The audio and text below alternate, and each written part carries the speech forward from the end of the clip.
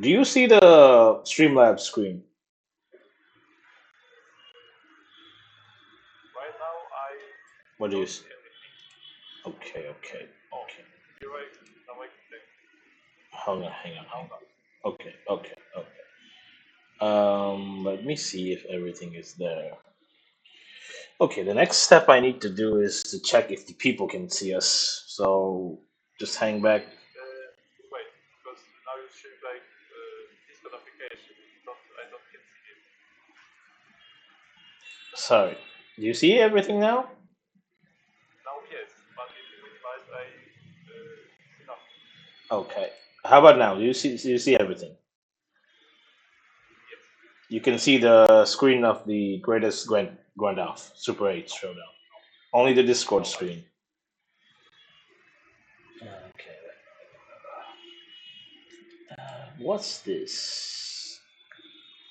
I need to share entire screen. Okay, okay. I think I got it. HD. No, no, no, no, no, no, no, no. I don't need Nitro.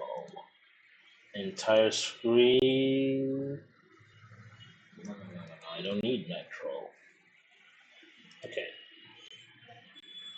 Now, do you see everything? Do you see the logo of the? Come again? I see the image. Okay, that's good. That means everything is working. I'll just start. Like, do you see the deck lists also in my folder?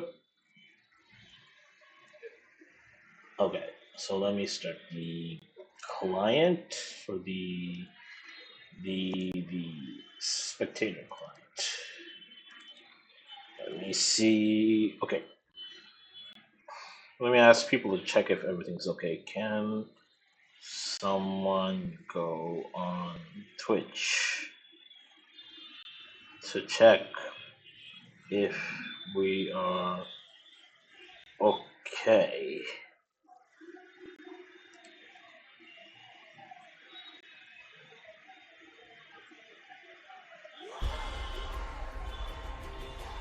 You can see the game starting, right? Good. Okay, that's clear now. Just need to see. It's a bit lagging, but it may be my fault. Okay, wait. Can somebody else check?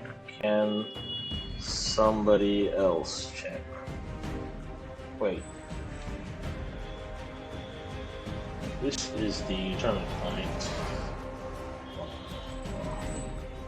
As you can see some matches happening, and this is how we use the client. Looks okay. We're seeing you. You're not supposed to see me. Yes, there is a delay.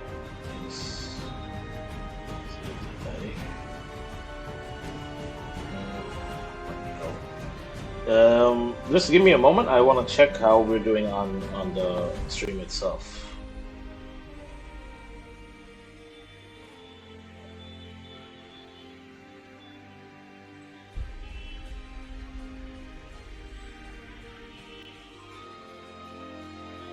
Someone built an alternate version of Gwent. That is.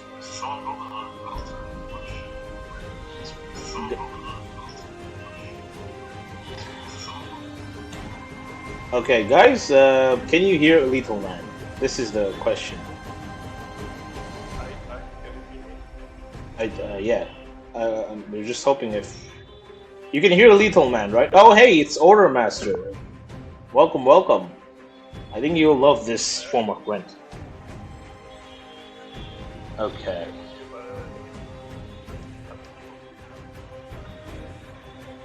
So,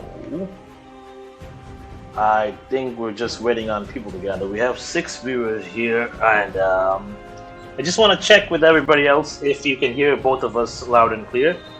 If that's the case, then we can just go ahead. Introductions first. Everybody knows me as Grub Redwick. I have been a sort of contributor to this format of Gwent, to DIY Gwent, and hosting my second tournament. And I'd like to welcome Lethal Man 777. And if some of you don't know, but Lethal Man was the previous winner from the last tournament. Lethal Man, can you tell me how you felt playing the last tournament? What was it playing the final?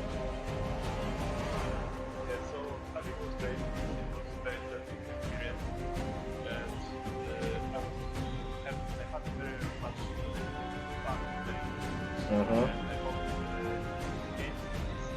doesn't matter because the afterwards as their own. Mm-hmm. Okay. Hey, loudly? We don't hear loudly. Who do you not hear? Do you hear me loudly? Do you don't hear Lethal Man? We can hear you, but not your co-caster.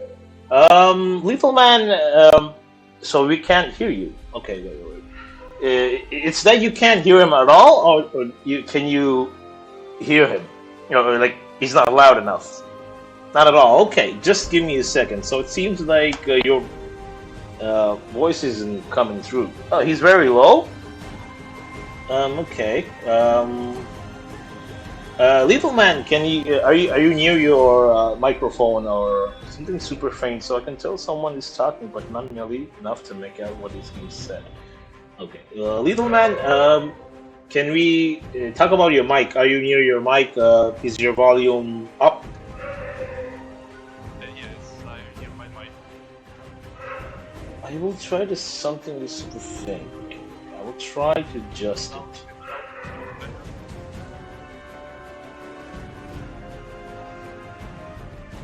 So, guys, can you hear him better?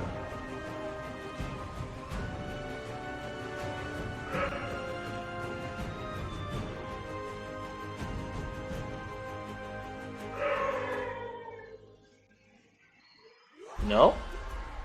It's interesting. Let me see what I can do about this. Audio input capture. There's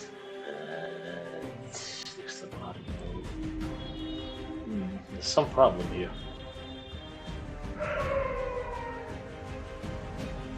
Your micro is perfect. Lethal is poor. Okay. Why is this? I need to figure this out.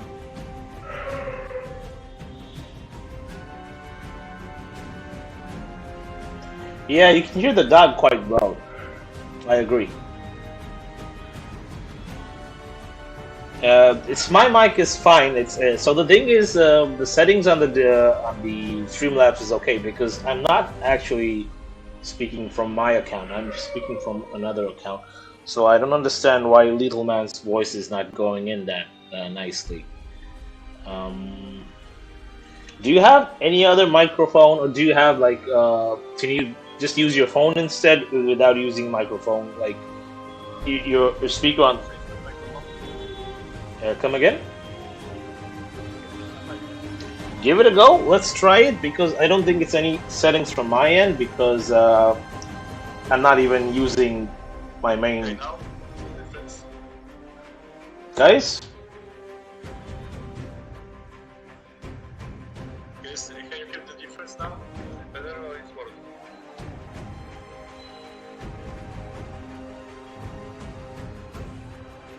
Okay, so I'm gonna try. well, we're still waiting for the Discord chat to say if it's okay.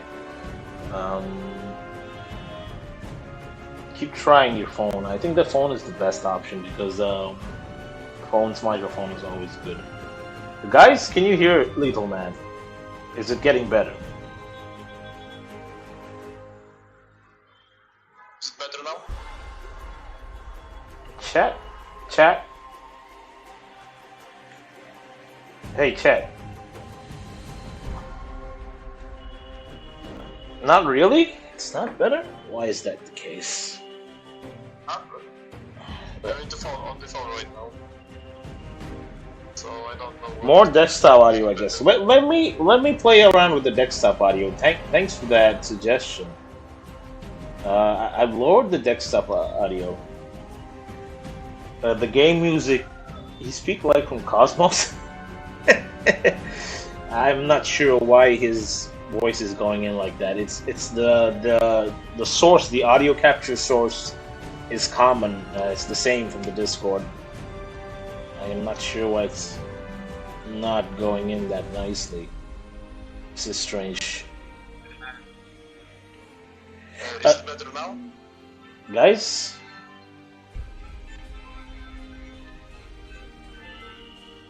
Can you do one thing? Can you just disconnect from the call and try to get in again? They say, Try. yeah, they say it's getting better. Okay, he's back. Is it better? I hope. Is it better now?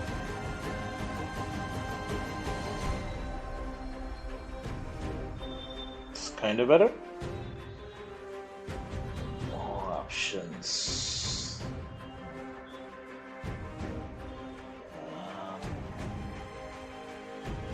Hey guys, is it better now? It's better? Can you hear me like louder or what? I hope they can.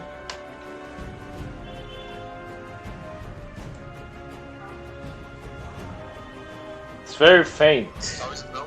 They say it's very faint. Why is it that the case? I didn't expect this to happen. This is. Oh, wait.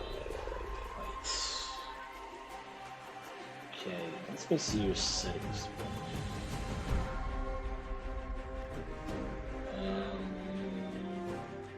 Wait.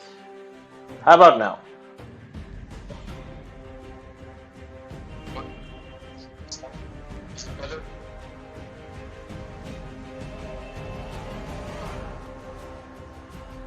Guys? Same for me? No, it didn't seem to get better.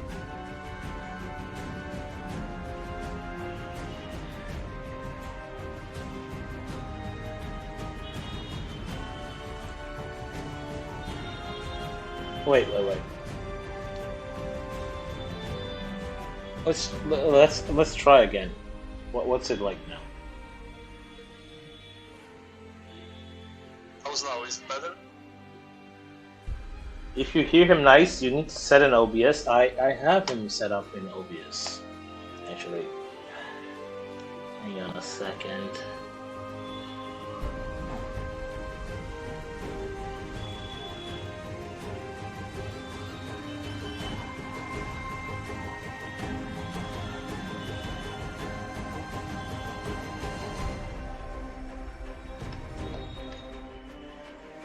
Volume pin? Not sure where the volume pin.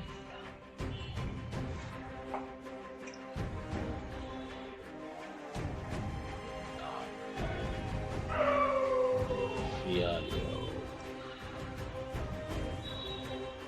Right.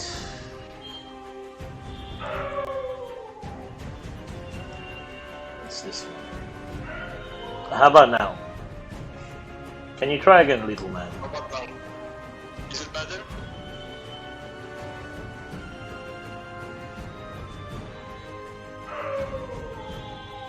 Can you hear me better now? I'm waiting for them to say something.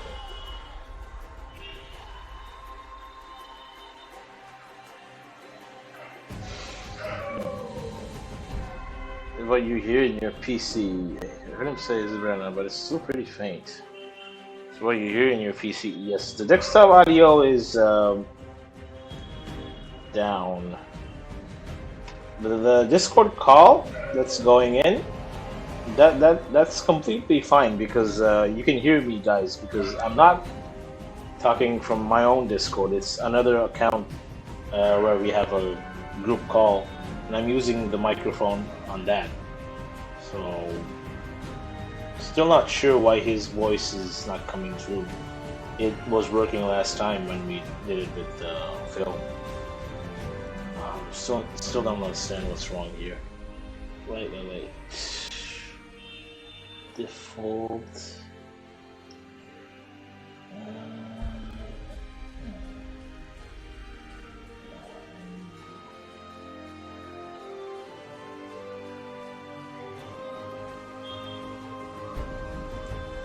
Maybe from this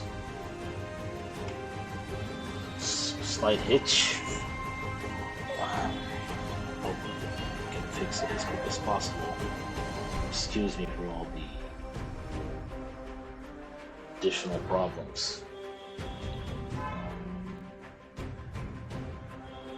Can you speak, Lethal Man?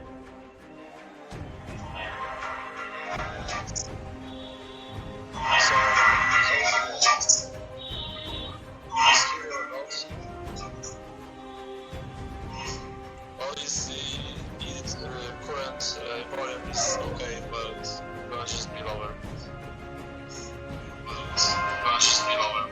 Now I think it's really clear now.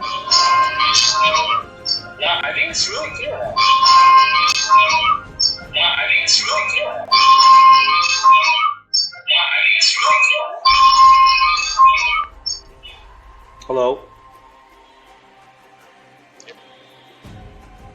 No, okay, I was adjusting it now, but now the. Can you hear him? Can you hear me? Can you hear me? I think it should be fine right now. I think I hear you pretty nicely, actually. Let me try to do something again. Sound volume on music volume. Okay, DAY1 it's okay. So just mute the game volume and it's gonna be okay, I think. Yeah, I've toned it down a lot. Guys, how about now? Do you hear Little Man very clearly? Is he better now? Because I was able to hear him from my Twitch.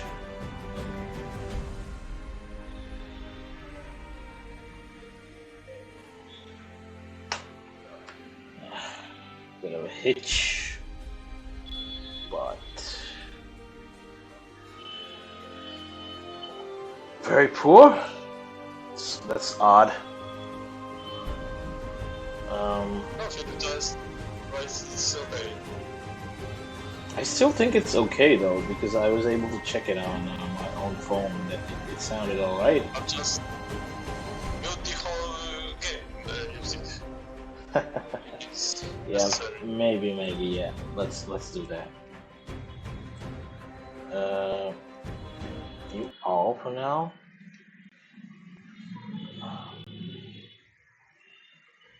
You're all. It's okay. It should be fine. No. I don't know Okay, if so people. can you hear? So can you hear us both? Good. And can you hear the dogs? We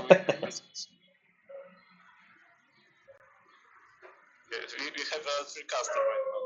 A dog. Yeah, the other caster. It sounds like he's talking through a phone through your microphone. Okay, wait. I think I know. I'm talking to Wait. Okay, wait. I think I know the problem. Need to do something about this. Okay, you mute here. So it's not going in.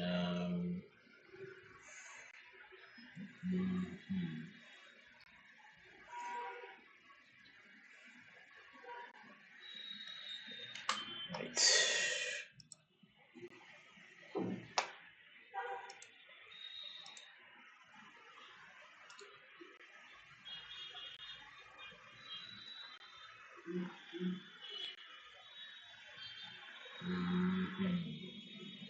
You need to mute some of the sources, I think.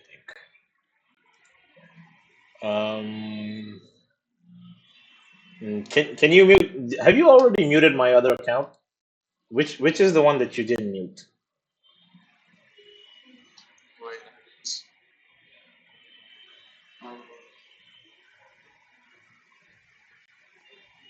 Try to do this on the floor. I mute your original account. Yes. To your speakers and then try to capture it with your mic. It sounds like that is unsalvageable. Wait. Okay, the lower game volume. Set game to 1. What time mute Discord? Try increasing. Okay, I'm here. Okay, I'm here on Discord. You hear Little Man through your microphone only. Okay, wait. So that's the problem. Wait. He's muted here. He's muted here. So okay.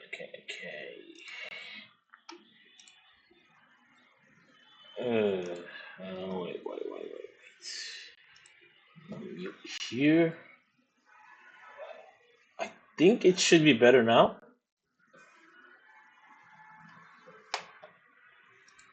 hear me now better. Wait.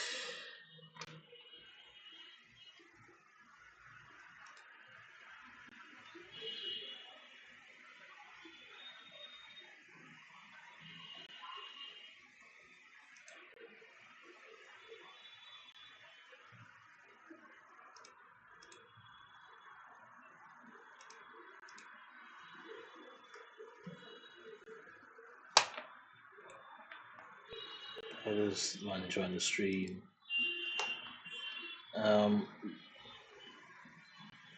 How about now? I just hope it's a bit better. I don't know. I was able So to. can you hear me clearly and loud? I'm still waiting on people to let me know. Let's go. It's okay. Not great. I still don't understand why your voice is coming in through my microphone. It's not supposed to work like that. Add Discord as a game? Uh, Wait.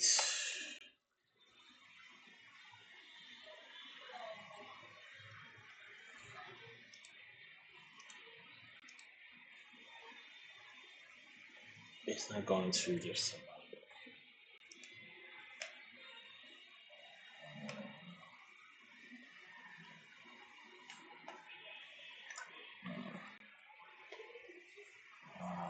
Wait.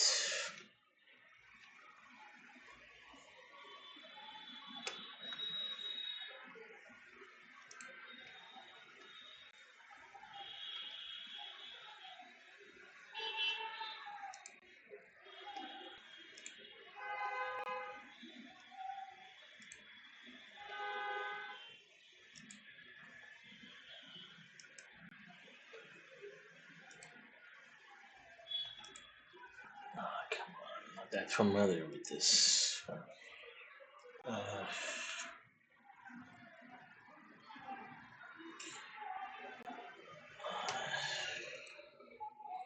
oh. Yeah, Streamlabs is a pain in the ass. It doesn't help that. It doesn't help that I haven't been.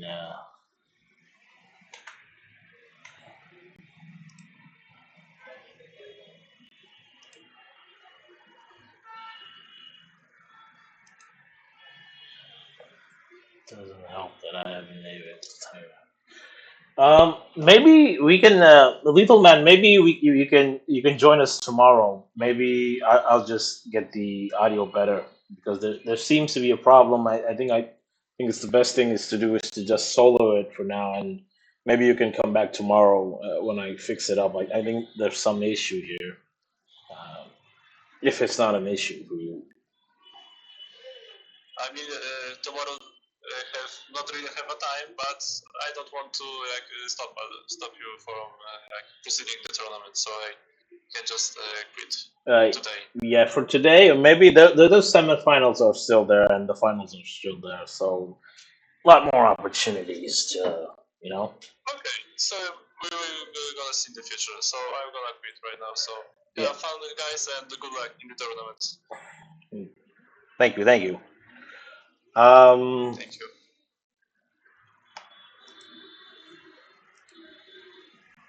Hello. So that was unfortunate, but I guess he'll come in next time. I need to really fix it sometime around. Okay. Can everybody hear me now? Am I clear at least?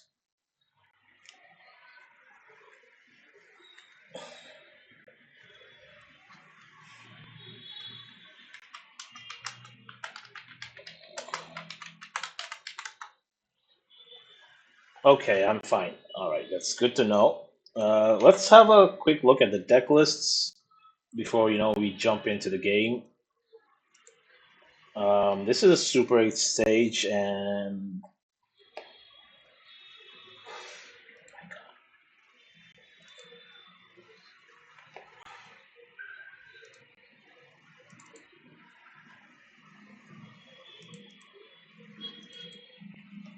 so we're gonna open with Mike Tyson versus Rascal, and then we'll follow up with with Philip versus Ruby Tooth. So I think you don't stream audio from PC, just stream your microphone and goes through speakers.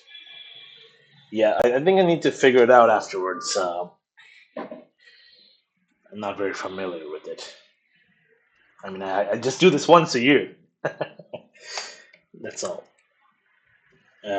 So let's look at the deck list real fast. So we have Mike Tyson bringing in Skelga, Squirtle, Fultus, Northern Realms, and Northgard with Kalvit. So these are all interesting lists. So let's have a look at the brand list first. It's a standard discard package. You have this annoying carryover with Morkvarg and Gear. You have a lot of points with Sucrose. So the idea is to use brand on the Terra Cruise. So you don't have to interact with the card directly. You don't have to play it from your hand.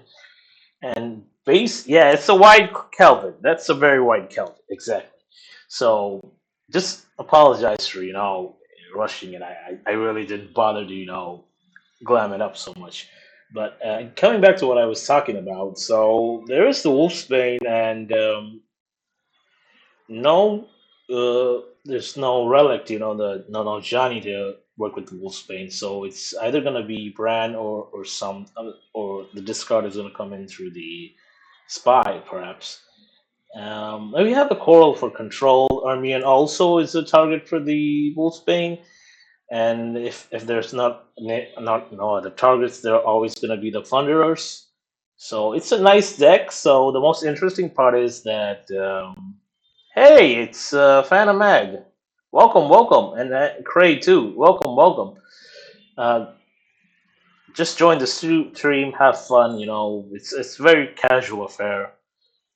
Is what I'd find. Yeah, I think this card looks really nice because of the fact that there are two annoying cards that if you don't lock, it's gonna be an issue. So it's interesting that it should always be better to use the brand on the old gear. So there's no opportunity to lock old gear.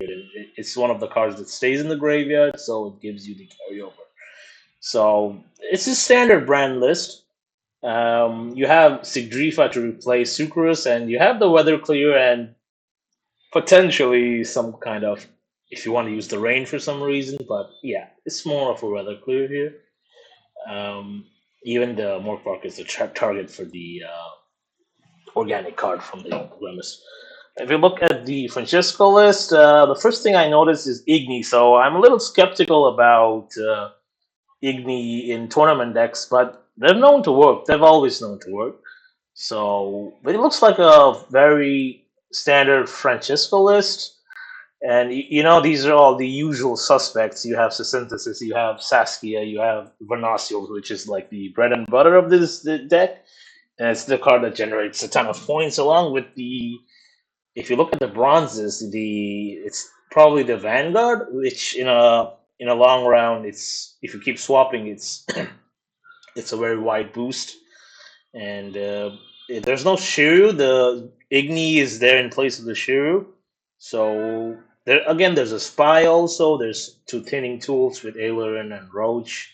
The additional Weather Clear there, and you also have Isles of Thunder for control. So pretty standard list. You also have the Feint Deck to replay the Scouts. There is no Elias though. If I'm right, there is no Elias. So it's a choice here that it's not preferred here. It was talked about earlier. As someone who has never played this version, these lists look so bizarre. No, you're gonna have a lot of fun watching these games, man. They go really fast. Coming back to the list, you have the so you're just gonna have to use the leader to find Venacio, I guess, and that should be it. You have additional points with the officers too. You want to mulligan the commandos with the officers, and the war dancers are all extra thinning. It's a very strong list from what I understand. And you also sprinkle in the Igni for control. Generally, you have Shu in this place, but that's for ladder lists. This is more of a tournament list. So if you go to the full test list, oh, this is an interesting full test list. It's a casual. It's the usual full test list with additional tools. You can see that we have Dijkstra, you have Kira Metz with the Knight Alex. Kira Metz as offensive card is good as well. You have the Lock with the Margarita. Margarita is also a reset, so that's great. You have Roach Merciless, which is a great tutor for your scouts. And then you have the usual suspects, the commandos, the Trident infantry, the Tamarian infantry, and it also sprinkled in with this is two central royal guards. Now these cards are actually pretty good. I've seen them go up to around 14 points if you know when to play this. So pretty standard. And you have again you have Death Mold and Vader Makar. These are interesting tools here. So yeah, you have some control there with the Azure Thunder with some kind of rain or frost. You have Stennis there. Stennis always a good card. You always put some more armor on the units you pull. And what's missing here is we don't have the Shani, which is pretty staple in Northern Realms deck, but here instead we have Dijkstra to do all the thinning, and we also have some control with Run and Roach, who also adds an extra commando to the deck. So that's about it. The deck. And if you look at the Kelvin list, it's first of all it's a mixture of alchemy cards and soldiers. So this is an interesting list that I want to dig into. Um, Okay, so going back to the list, we have Vogelfort's Triss Telekinesis, you have Rainfire of Actuary. So this is the interesting card of with Nilfgaard is that when you play the Spy, you can play it with Rainfarm, and also the Roach will come up. So it's not minus 13 with the Spy. You also play 5 + 4, 9 points extra. So it's not a it's a very good play. If your opponent spies and you can retaliate with the rain farm, so you're not gonna be 13-13 each, right? So this is the best thing about Nilfgaard here. And if you look at the other cards, we have Asire there, very standard card. We have Peter there, which is a reset. We have Joachim. You're gonna pull one of your bronzes, and so in round one, ideally I want to set up the infantry so that we can put him in the graveyard, and you can get him with the ointments. Uh, this is just a single scout, a single Mahakam. The ales are gonna be always fine because of the way the infantries work. There are 3 sentries, of course. These are your finishers. So very interesting list here. I'm very interested to see how this one performs because I'm not very familiar with this on ladder. Okay, so let's go to Rascal's list, which is oh my god. I don't want to talk about the list on the left. The first two offenders are Count Caldwell and Azur Javed. These are the most two annoying cards in the deck. In all of Gwen, I would say. So another Calbeat list. This is more interesting. We have some tools like Mandrake and Cadaverine. And Cadaverine is really good against some matchups. In this case, if the Squirtle matchup gets paired with this, it would be very interesting to see. Personally, I would be banned if I was Tyke. I would be banning this list. This is probably the most dangerous list in Rascal's Arsenal, I believe. So look at the other cards. We have the Viper Witchers. If you do a quick rundown, what are they doing? They're doing 1, 2, and 2, 2, 6, 8, and 11 damage, if I'm not mistaken. So that's pretty good. Strong enough. And so you have the Novice to replay them if it's needed with the ointment, and you have the swallow, the wisteria. The wisteria is a really good card because you can use it offensively. Welcome. The count is here. Welcome, everybody. Welcome the count. Yeah, Caldwell is a bit of an op card in my opinion. So this is the list that's gonna get banned but we never know what the opponent is thinking. Jumping into the ethnic list for Squirtle, it's a very nice list. It's the classic hand buff list. You can see there's Sword Masters, there's the Italing with Quen. Now, if you remember, in back in the day, in the final days of beta, we didn't have Quen anymore. So he was Quen in DIY. So the Quen is basically protecting the Dragoons and the Sword Masters, and the Sword Masters also get the buff from the Quen. So it's 2 additional damage. And the thing about Quen is you need to break the shield first for the damage to go in. So if you have direct damage, you cannot interact with the card. You have to first break the shield by 1 tick of damage. This is the best option. So this makes Quen a very interesting tool here, and you also have Italy, to play that.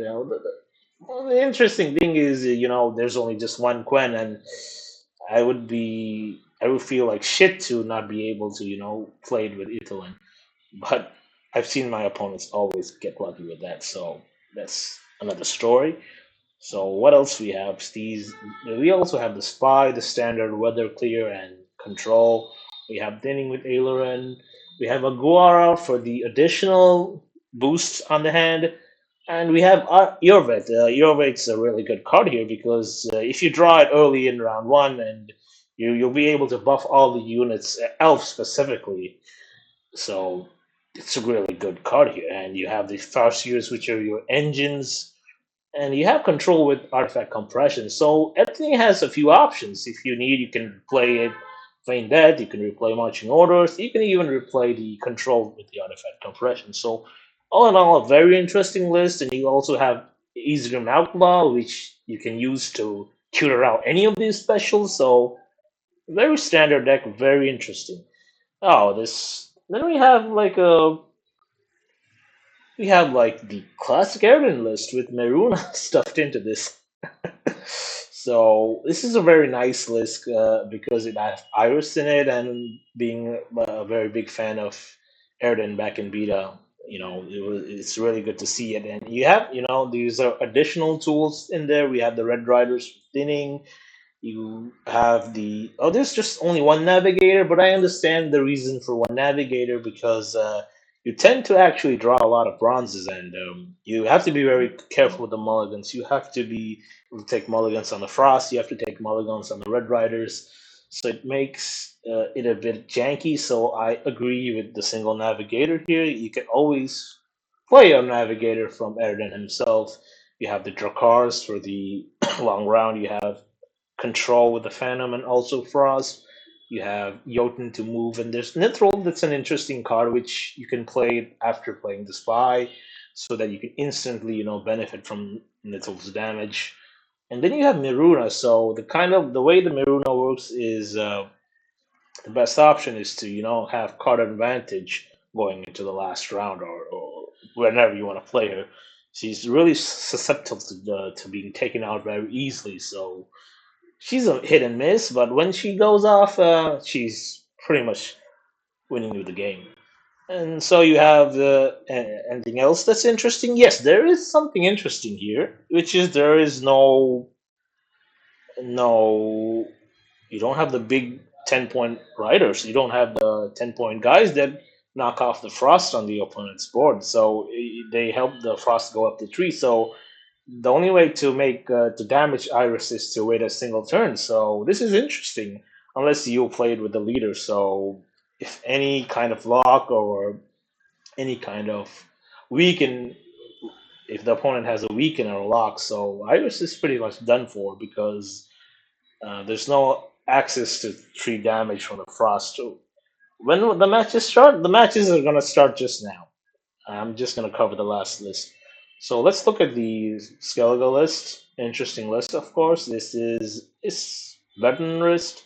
So you just play out the veterans. You try to get lucky and draw them. If you don't, you have not to tutor them out. You have control with Coral. You have weather control with the Berna, and you have Hammond, which is also a 2-sec. So he's gonna get boosted himself. He's gonna get strengthened himself. and also you can play a machine from him, which is very interesting, while also protecting your units from weather effects, which is the secondary ability of Hammond. And again, we have him, and him is going to work with the spy. And if you don't have access to, if you already have access to spy, him can let you play a unit from the opponent's deck, which is like a silver card. So all in all, pretty good. It's a standard list.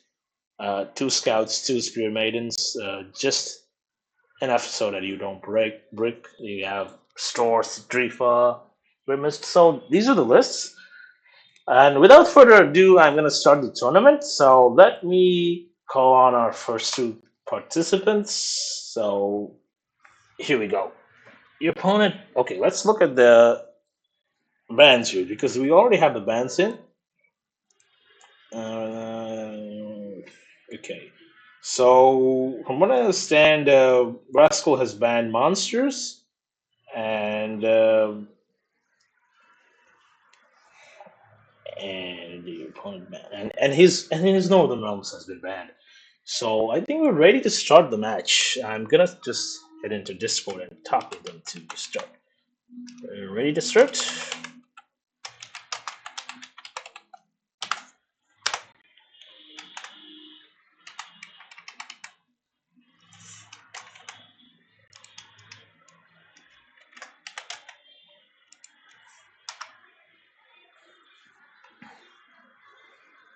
Okay. So let me jump into the.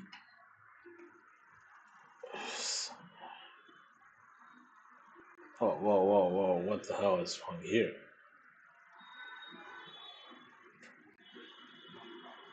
Oh, what's wrong with this? Anyway, I think they can start now.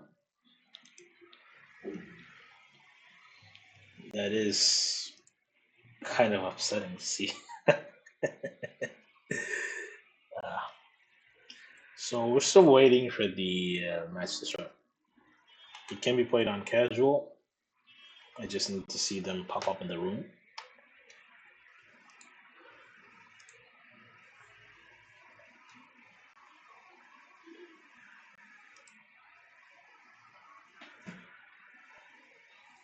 Well,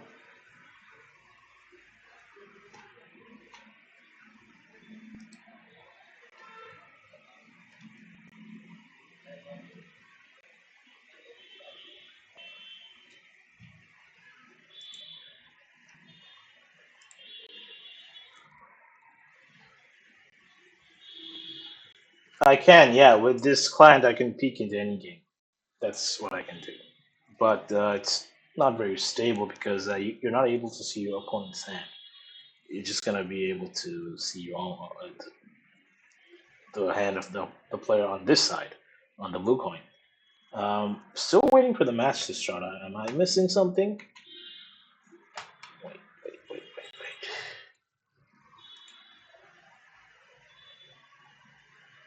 Okay. I need to reload the list. Okay, there you go. All right. This is it. We're in the Mulligans phase, and we have Nilfgaard against Skellige. Oh, this is going to be very interesting to watch. And you see a lot of alchemy cards that have come to Rascal. So no Viper Witchers, no novices. Have to be very careful. The mulligans here. Okay, it seems to get better. So let's look at the technical advantage. 7. Okay, so it means Mike has open. He has 7 points in the hand. And a classic play, a non-interactive, classic proactive play with the pirate. And we see Rascal go straight in with the Bicolor Novice. What is he gonna find? A little bit of stalling here. Is he not gonna get lucky? Oh my god. He decided to just click OK, I guess. Maybe he probably found some of the ointments. That is kind of bad. Well, let's see what he's done. Okay, so this was the choice here. So he has already the carryover, so he doesn't care too much. Carryover in the graveyard, so interesting. We follow Letho's lead. So what here is the choice, the thing that... War, my beloved! oh, Prius okay. Gator They're Grievous. playing pretty fast. Anyway, so he wants to put the cavalry on the board so that, you know, he has a target for the career in the later rounds. So, yeah, that's what he's done. But the interesting thing is that this is taken away, and you also have the old Geared, so he has to probably decide to contest the next round, or unless he decides to just, you know, pass without contesting, which I can understand is fine. But okay, there you go.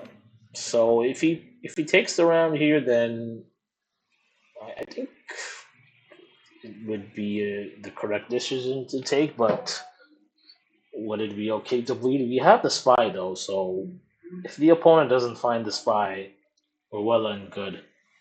And thing is, he cannot mandrake the Calbeat here. It is not enough points. It's only 6 additional points. So it would have been great if we had access to the Mandrake from the Vesemir. Well, well, deciding to do it like this. So that was the correct play. Oh, interesting. Ah, oh, okay.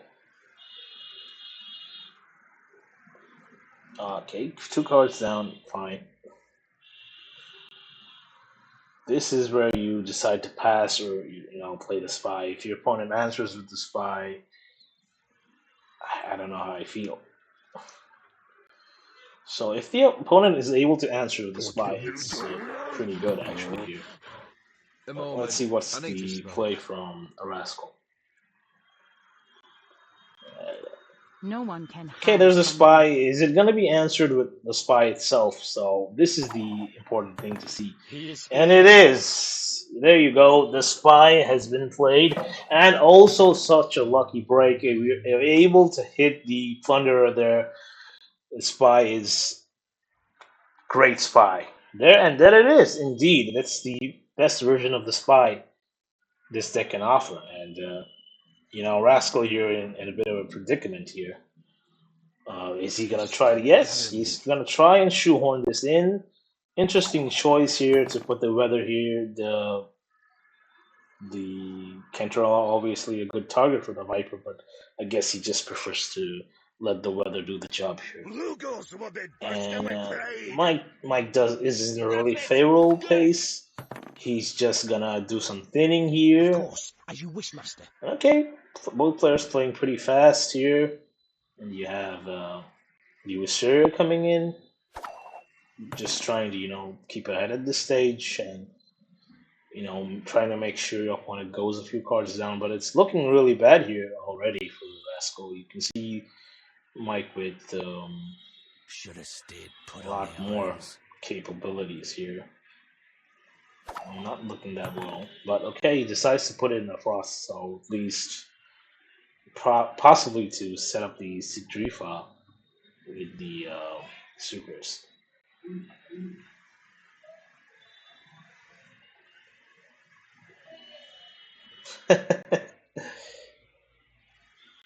Yeah, so here's the ointment here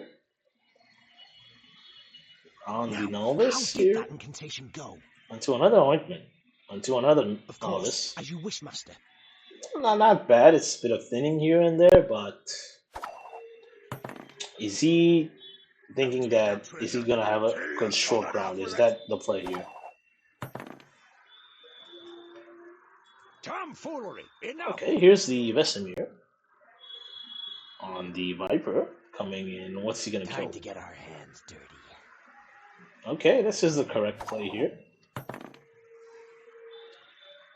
It makes a huge point difference, which is what Rascal is looking for here, so that the opponent invests a few cards here, because Rascal is 4 cards versus oh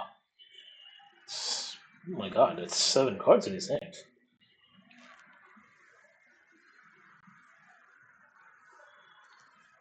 Yeah, so the dev lab here lets you play a bronze from your deck if it's below 6 power, and if it's above, it just ends up consuming it.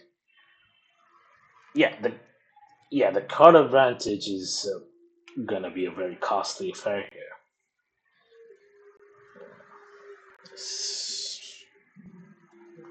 We'll see. Now Tyson, he's thinking what he's gonna do. Is he gonna need to?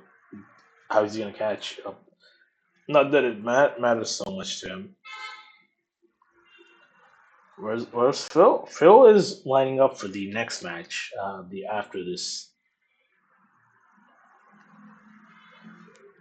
I can do a great deal more. Okay, there's the control. It's not enough, but it is close. It's pretty fast actually, catching in. And he's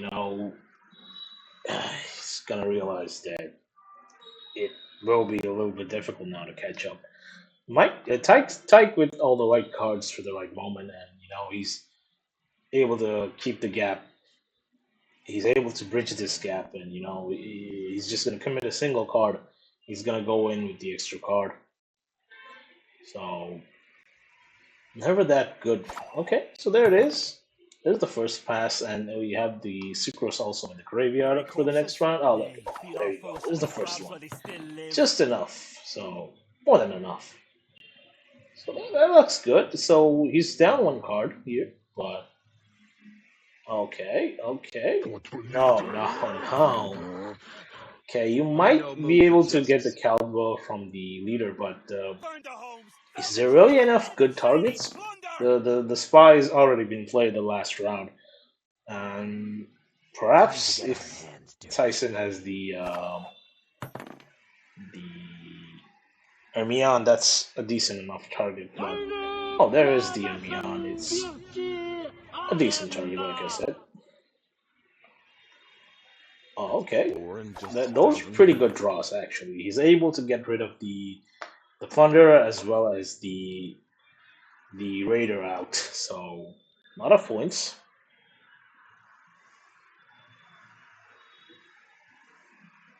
Pissing into the wind can often sire the deepest Okay. regret. Nobody's gonna watch the stream. Don't worry about that. So, he just puts in the Azure here, but the Azure here is not gonna be enough swingy here. What do you need? Needs to be good targets for the Azure. This is gonna be the big payday, I think. The Sucrose coming in. Oh, look at the damage. Not bad, not bad. Oh, here's the leader. I guess he's looking to play the Caldwell, if anything else. There's the Cadwa, probably in the Hermione, I guess. There it is. It's swingy enough, but Tyson does have the card advantage here. Well, let's see what's gonna happen. You'd be very lucky if you had a lock here to lock your own unit. Okay, there's a Thunder in. Fair enough, and so what's it gonna be? We're just gonna sit back and watch what is gonna be the case here. But I have my doubts here. Now, he does have 20 points in the hand.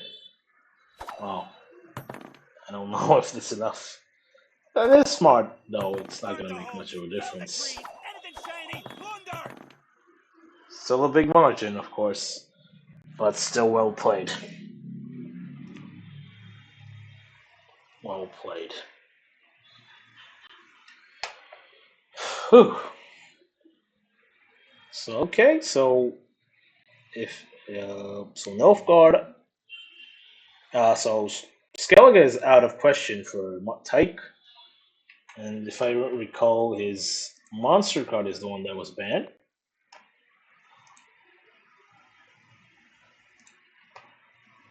Yeah. Wait. Not monster. The Rascal's monster was banned.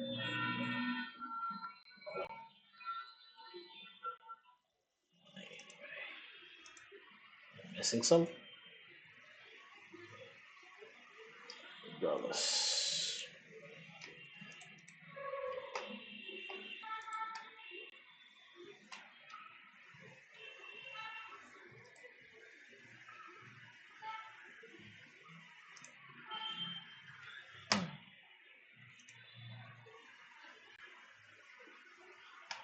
Yeah, the draws were pretty bad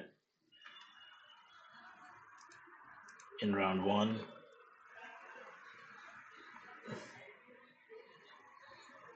Yeah, okay, so Rascal doesn't play as Aridin, and Tyke doesn't play the Northern Realms.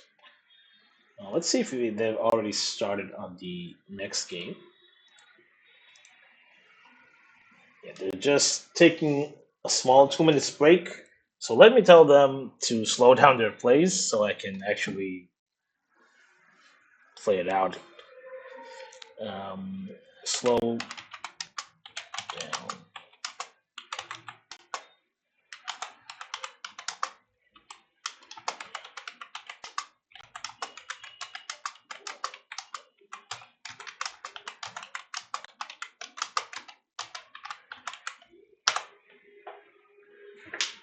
Let me just grab water.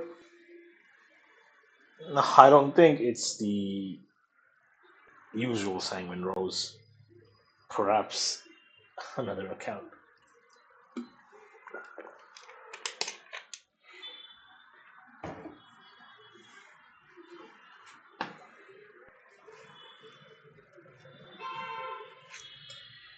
Yeah, okay, I guess we can play around with the game audio now.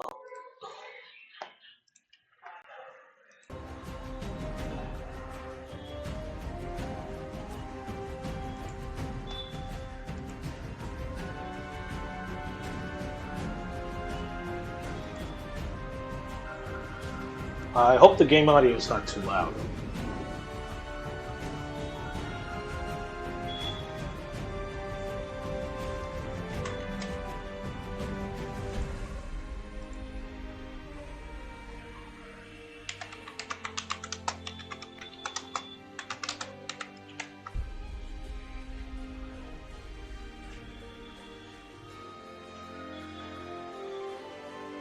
Okay, so they're gonna start. Good luck and have fun. So we know that. Okay, let's see. Is it started? Okay, here we go. Here we go. Here we go. Okay, it's a Squirtle match-off. What a fun thing to see. Interesting enough, you know, Tyson won't be able to interact with the opponent too much. It's only the Yorvet that he has, and this looks like a very decent enough hand. He needs to take 3 mulligans. Possibly needs to find, you know, some of the Swordmaster. There's a Swordmaster there, and so it's straightforward. All these are good mulligans, to be honest. So he's being rewarded from the bad luck from the last game, and these are absolutely outstanding mulligans. So this looks really good. You know, he's got all his tools here. When the white frost There you comes, go. do not Okay, I do agree that he has only one Swordmaster, but it doesn't matter here. He's just lucky enough to have both the Swordmaster and the Dragoons in the hand. So either way, it's just perfect here. So it's pretty straightforward here. He wants to set up his engines. He wants to thin out his aileron.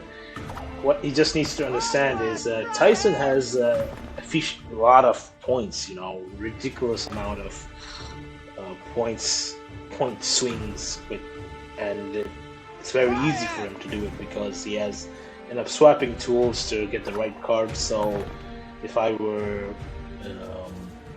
if I were Rascal, I would start up setting up my engines as well. The Farseer as quick as possible would be what I want to do. I want to thin out the ones from my deck, get the aileron out. That's the standard play here. It's just able to keep enough points.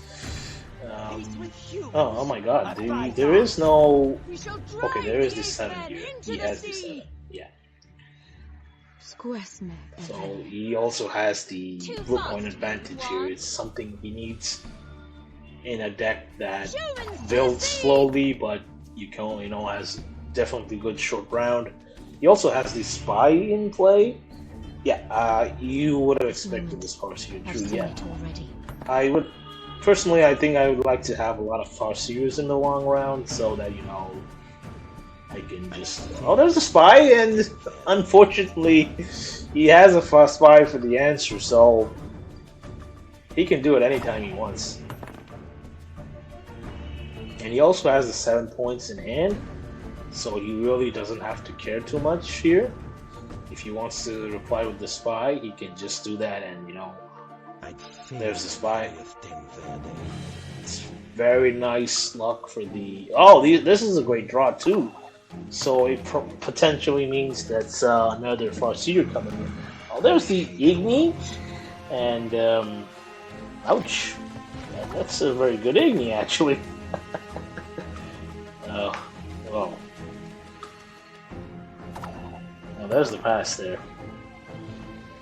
So that's the only offensive tool that Mike has, and it's really difficult to see a good Igni in this kind of matchup, but he was able to make it work, so good for him. Okay, but the hand is getting better. He still has all the tools, so even though he might have lost a round, it's still alright for him. But as we know, Tyson he can build up to a frenzy. That's what the swap decks would present, a lot of points. Let's see, there is still only one target for the Feign Death, so if I were Tyson and if I was greedy, I would try to go ahead a little bit more and bleed, but it's interesting to note that Rascal has a better short round with these offensive Sword Masters. So what's he gonna do? Is Tyson gonna get greedy? Already tournament? What's the score? Yeah, so the thing is, they did a one match. So Tyson won the first one, Skelgo versus Milford. Oh, he decides to pass, not deciding to get greedy there. That's good. Oh, no, that was a bit. I don't understand if that was greedy or not, because I don't know. This could have represented a lot more points because your opponent has plenty of elves, so you can get a charm effect going, but it is a bit strange, but it is what it is, right? Okay, so no access to the what do you call it? No access to the artifact compression. So what's gonna be the enemy target? Double Feign Death. As you can see, his death graveyard doesn't have Feign Deaths. The opponent not having much control himself, so interesting.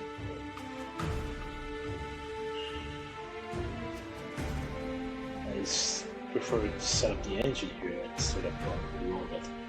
That's fair enough. Say Feign Death would change? No, it's pretty much the same, yeah. But it needs another target. It needs bronze soldiers, normal soldiers. Yeah, it only works on soldiers, so I don't know if there's gonna be a second Feign Death here, because I'm not sure if Tyson runs a lot of control elements. The Igni was the only one, I believe. Maybe there may be one more, I think, which was the Why have you item, summoned me? if I'm not mistaken. Okay, there is the idea. So not very bad if he doesn't care too much, but then again, there's just gonna be one card in the graveyard. So what's the play here? If I would put the... Okay, there's the weather clear going in. Fine. That's a great weather clear. But I guess the enemy target is gonna be Scout. Is there anything else in the deck? Oh, okay. What's gonna be the enemy target here? I guess another Quen would just do the trick. I'm not opposed to it. Okay, what's he gonna kill? Interesting choice. There is one target now. I've seen it already. That's right. Rascal just wants to focus on... What's the score? And he wins already? Yes. Tyson has won the first match. But now he seems to be in a bit of a predicament. I think Rascal's doing much better. I'm still not sure how the Jorvik is going to factor in. It's still enough points here. Doesn't care too much about the damage anymore, I guess. I mean, he needs to find an 8. And I guess the Ethany is just going to be for the Kren, right? If I'm not mistaken. Or unless you want to play the last one. Okay, there it is. Between you and me, is the Quen better or is this better? I think they both are the same, I guess. So now it's the ethnic play. What's the ethnic play? Is it gonna be another Quen or is it gonna be the remaining Dragoon? So if I do the maths correctly, it's 2 points, but the Dragoon is still better because you know you get one more extra point. There will be no negotiation. Guess that's the play here. There it is. Onward, Fryhead! Steadily building here, though. He is 2 cards behind, but he has some massive tools. Yeah, this is a nice thing to see Elf versus Elf. So what I want to do first is to play the 15, right? So that I can get maximum value on the other one. And that is true, the Farseers are gonna shut down after 2 cards, so that is good for Tyson. Let's see how it's gonna go. Tyson still is having 2 more cards in his hand here. You can if his hand is good enough, if he's got the right kind of swaps around, kind of mulligans. There's the first swap. Oh, okay. There's the another Vanguard, able to catch up there. I guess it's best to play the 12 first or the 15 first. Okay, there's the 12. Alright. It's been bumped up to 18 now. Okay, there's a decent target for that. So he's gonna draw bronzes here. That's how Saskia works, right? Interesting. So May your sword and arm be big one. old play. So the Farseers are now shut off. Oh. Can he make it though? Can Tyson make it? Oh, he can't. Well played to both gentlemen. Tyson here, you know, getting a little bit more unlucky, and so the score is tied up now, like 1-1. Now Tyson doesn't get to play his Skellige. He can't, and his Northern Lums is banned. And as for Rascal, his monster is banned, and he won't be able to take his Squirtle for another spin. But it was a nice match to watch, and you know, having 2 cards versus 4, he was able to grind it out. Let's see if they're gonna start again with this exciting contest. Let's have a look what they're doing. Oh, 90 seconds on your plays? That's a lot. Well played. Well played.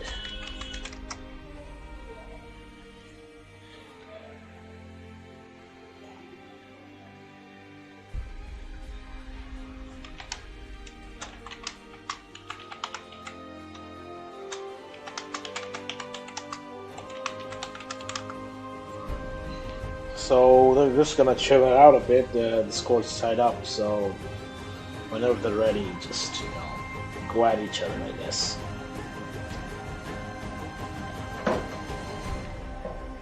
So far, has been a very interesting contest.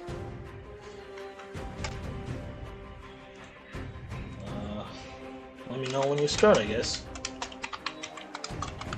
When you start.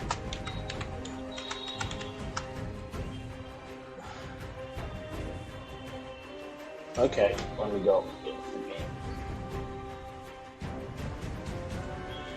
What do we have here? Let's see. Okay, so it's Nilfgaard versus Gwent-Off. Oof, let's have a look. This is the soldier version. You have the soldier and soldier cavalry versus standard veteran list. And these aren't that bad, but okay, there's only access to one veteran here. So, not the luckiest I'd say, but yeah. So, interesting thing is that he has the spy in his hand, so the Heim will possibly need to play a solo card from his opponent's deck, perhaps. Or he might just play one later. Okay, there it is. Standard slave entry will be out. So, what's he gonna reply to that? Is he gonna just start off with his own, or is he gonna wait, or is he gonna pass, or what is he gonna do here? Tyson with 7 points of advantage here. Okay, he decides to just, kill some of them he doesn't want. Oh, he has more of them though. And that's a play. So Tyson lucky enough to draw both these infantries, and if he gets the third one, it'll be good. So now, he's Rascal setting up his veterans.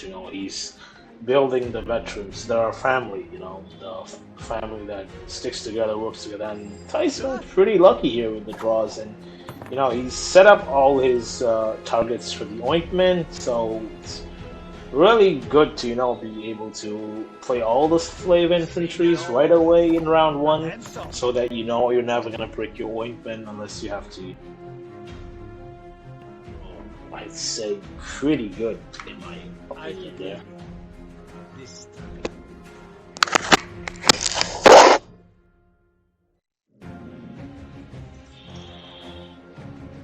Okay, so here's the county going in.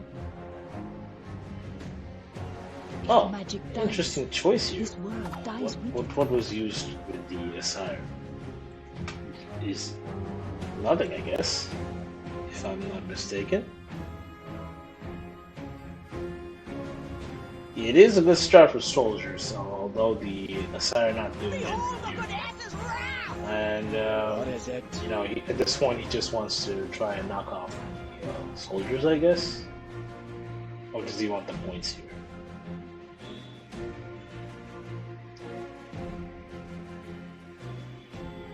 Okay, deciding to kill the leader, he just wants the points here. He knows that the infantries are gonna go to about 5 points each. Oh, okay, so there it is. 19 points ahead. Plus the 7. Whew. Is the Asire probably the best target for the quarrel? I guess the spy is, so never mind that.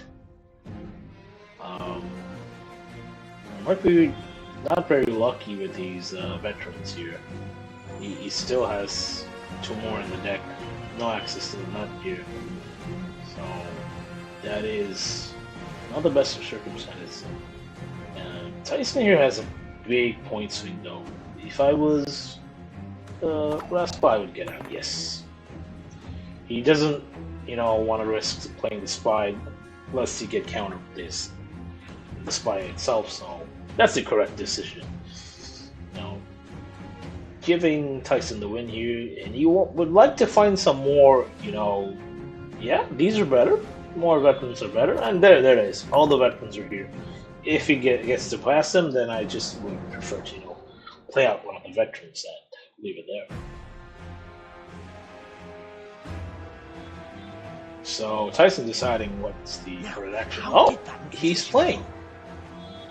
Interesting enough, he's deciding to play here. Let's. Okay, here's the Heim to try to find something the opponent is going to give them. Perhaps an Asire? If he plays the Asire here, so he can put back his soldiers to the deck, which is perhaps what he's thinking. Yes, so that was the play here. So the novices have been countered. There is the Mahakamail though, so it doesn't look that good for Tyson here. He knows that now, if he wants to lead off with the sentry, it's The only option he has to do it is next round. There's no more access to any other sentries. So, okay.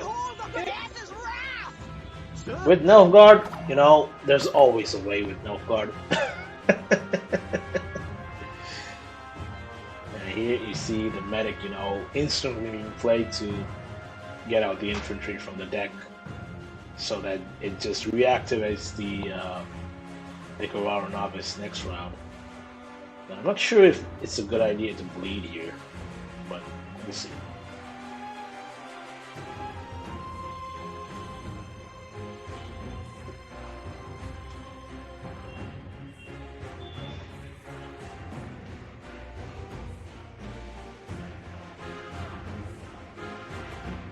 What can you not see?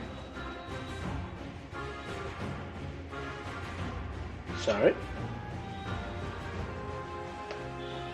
The goddess protect you from all evil. What is it?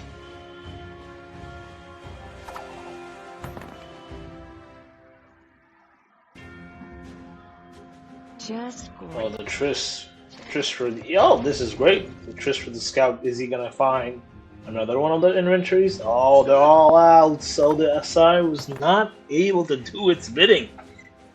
Tyson able to navigate the waters here. Is there some problem with the stream? Just for heads up, you know. More hawk devour ye. Oh, there you go. The points coming in from the sentry. So far, this has been a decent bleed, eh?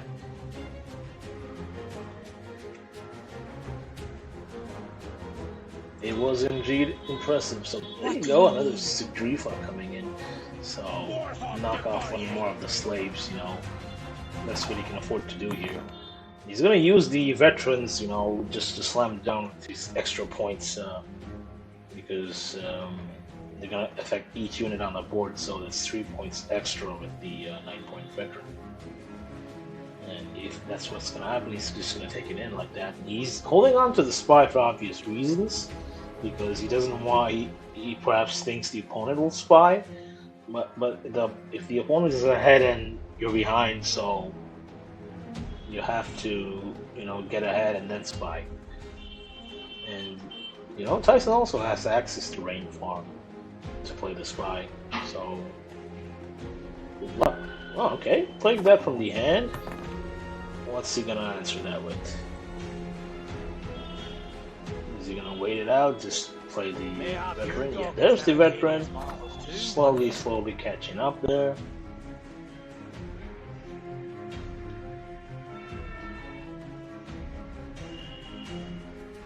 Let's see here, what's the next play here? Both opponents not sure what's the right play here. What does Tyson have though? We're still not, we don't have access to that information because of the limitations of the client, but on the show. So what's Tyson's thinking? Is he gonna put in more gas here, more pressure here? Does he have his own spy in hand? If he's still gonna spy, he is still ahead, so he can afford to spy and then pass. Because if Rascal replies with his spy, it's still not gonna be enough.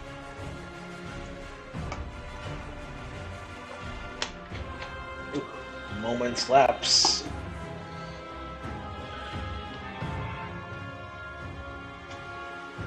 What's the play here?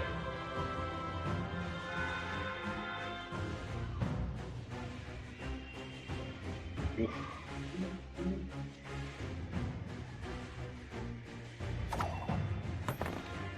Well, there's the pass. So I guess he just answers with the veteran, I guess. Seen it all already. And that's the play. The spy here does give him the round control, so, you know, ideally Tyson wants the Joachim as his last card, right? So that, interesting, no more access to the Bears, but there is also the 13 in the hand, so he decides to get rid of the 13. He probably has access to another Bear Master here. Missing out some of his important cards here. No access to Restore has always been pretty bad. that would be great if he had access to Restore here. Wojtek, die! He does have a Joachim, right? He does have Joachim, so Joachim is always going to be a good target for the Coral, but I don't know if Tyson's going to play it here. The Grimace here, not a lot of points. Okay, that's better yet. I'll always have a, you know, the Grimace target is better yet. It is the right play here. Great choice here to be able to use the Grimace on the Priestess.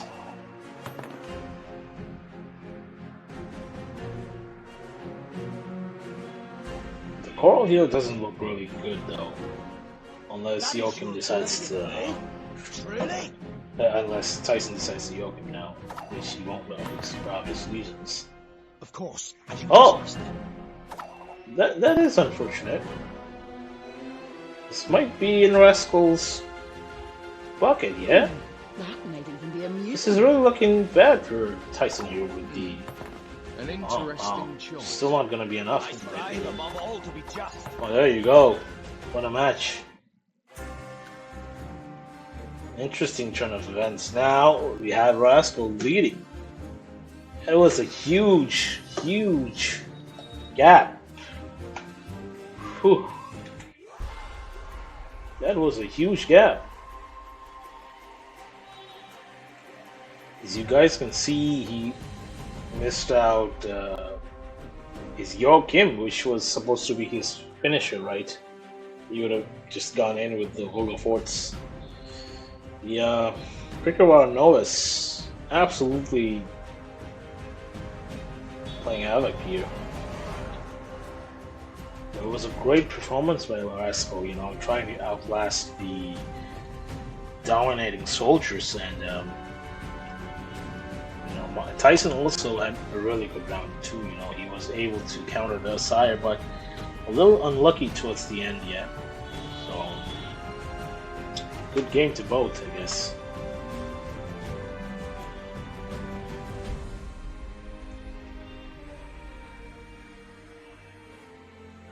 Okay, we start the next match. They already started? Okay. Now we see he's gonna come back in with his no card list. And you know, we see here Tyson trying to wing it with the Francesco list. So this hand looks a step bit better in my opinion, but not having access to the not having access to these in round one would be not very good yet. So I guess what's the play here? Not having access to there is one commando here, so not very bad. Ideally, you want to just set up the. That was not in the spell books. At least you want to set up the scouts in the graveyard. Oh, not the best turn of events. Oh, okay. No, still not able to find the scout. I guess you want a leader to find the Phonosil as quick as possible, but not having access to the Saskia here is not the best play here. What he understands is he needs to try to put 2 scouts in the graveyard for the find that. So that was my objective here.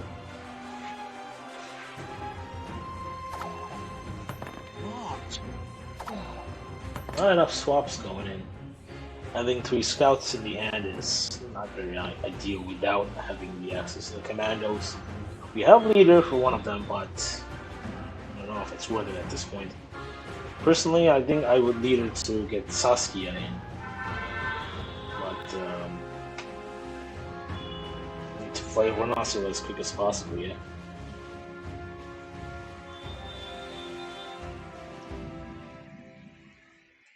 Let me see Mercury now, yeah. Rascal, he's set up his John Kelby. There's the Viper Richard coming in. He's looking at a good spot here. Okay, there's the Francesca. What's the target here gonna be? Oh, okay.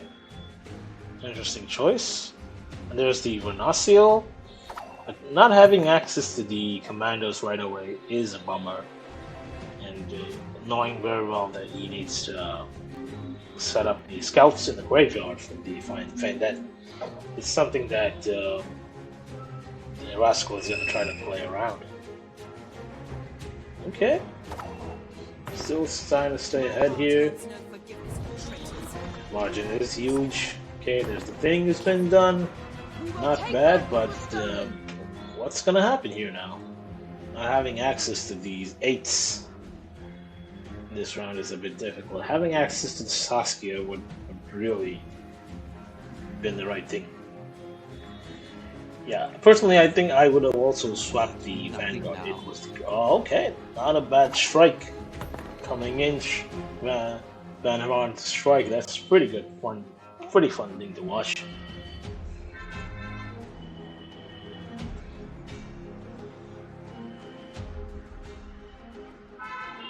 What is the next play here?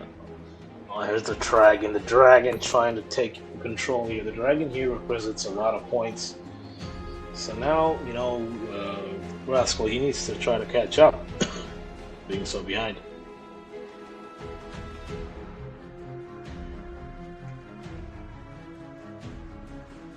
This is an interesting turn of events. What is going to happen next?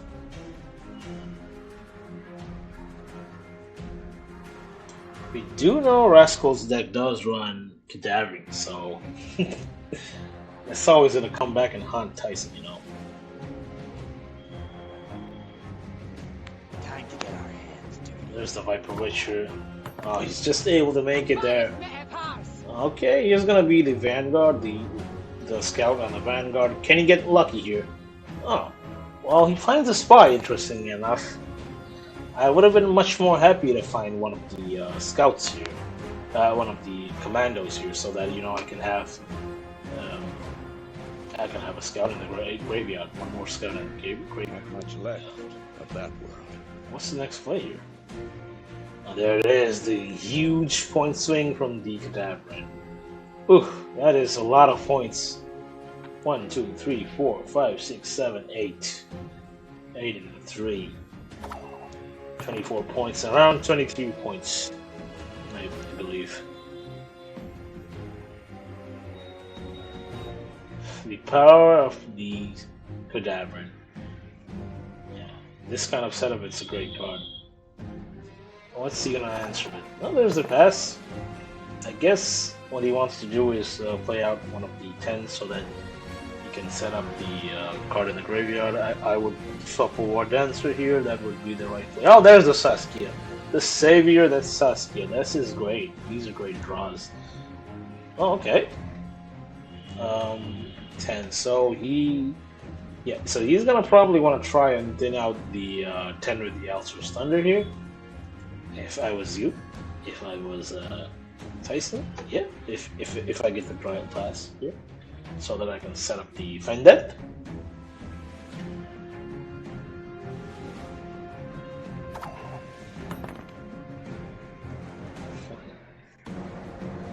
What's it gonna be here? Is actually Tyson is better in the long run. Oh, he has a spy to answer here though, which is the game changer in my opinion.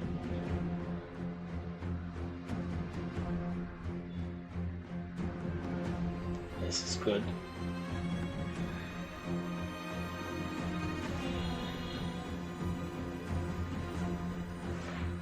Well done, well done.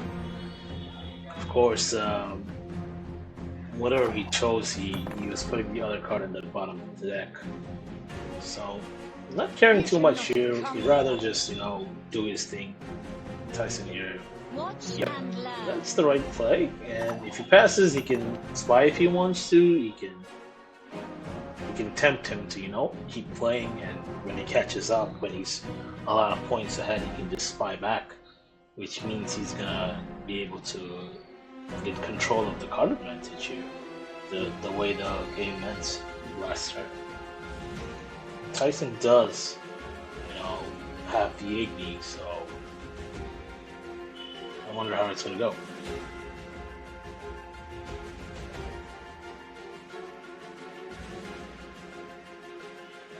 Is he thinking to pass? No. Okay, he's playing in. So is he gonna play the Viper Witcher here? Yes, he does have access to Viper Witcher. He plays another novice. Is he gonna? He's gonna keep thinning now. Does he have access? No, he doesn't have access to the other ointment there. Perhaps he has the other Viper Witcher in his hand, which he can play. And then there's the spy too, you know. Oh, this is perfect. These are exceptionally good hands. The Saskia is looking incredibly huge points. And you see just a 1 point difference. The 1 point making so much difference. And yes, the synthesis is gonna be great here. 8 points, yeah, 16 points plus 11. That's a huge amount of points.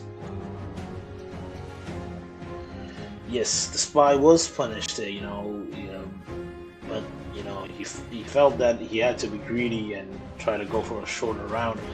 But Tyson, you know, able to answer with his own spy. 1 point difference. This 1 point is gonna come back and haunt. You know, it's gonna haunt him for the rest of the game. Could be, you know. Okay, there's the Viper Witcher. He's trying to, you know, catch up, but Tyson can catch up very easily with the tools he has.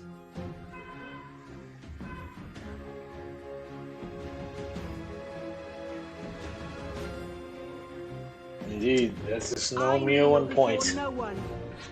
There is the point swing here from the Saskia. Probably going to get some scouts in his hands so that he can mulligan some of the vanguards here. This is representing a huge amount of points. This is the most strongest play of Tyson. That is the scout and the war dancer. Okay, so there it is. The cobble combo is coming in. Does he care? He doesn't care so much. Oh! He could actually zap one of his own spies, one of the own scarabs if he needs to, but maybe not required. Okay. That's a lot of points, though. Huge points coming in. That doesn't look really good here. What's the play here? Oof. Caldwell and Azure coming back to haunt your dreams. My goodness. What's the play here? The frame that, you know, it's the time of the not a lot of white points. white light is nigh. It's the correct play here. So he's gonna lose 26 points in the process. It's gonna be 13 points to him, and he's gonna lose 14 points. So it's a huge swing anyway.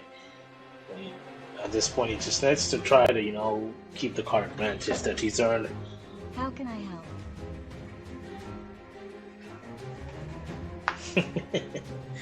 Yeah, the dog is a nice boy. It is a good boy. Here's the Triss TK, of course, so you know, he knows very well that Tyson doesn't zip up the feint that here. The feint that is more or less a few points. Here's another Viper Witcher, probably on the 12 here. Oof. Is this a good plead or what? Okay, getting rid of the Saskia, that's the correct play. Oh, okay, he has to do what he has to do here. Oh, I almost forgot there was always another target. The half-elf hunter was there. Oh. A little difficult here. Is the Vanguard gonna be enough? Oh, no. Now he has to do a bit of maths here.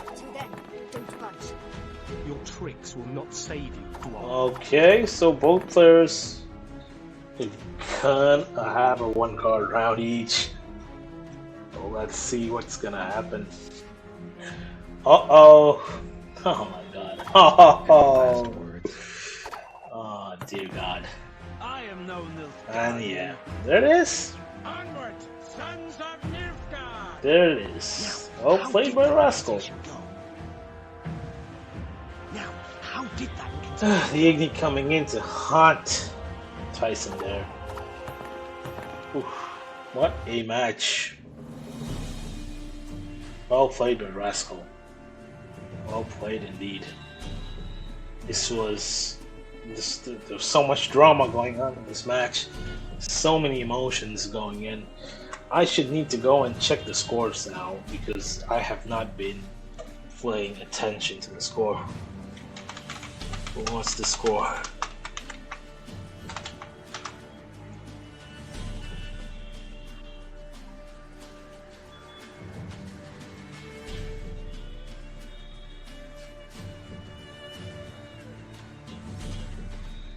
Oh.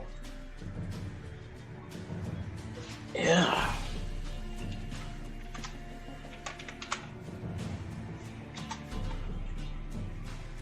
Oh, that's just it then.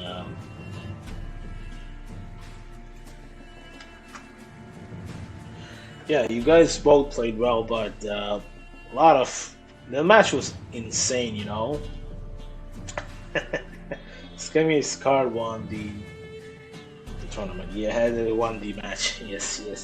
It was very interesting. This Caldwell and the Azure combo all presenting so many points. What a exceptionally fun lead. And well played to Rascal.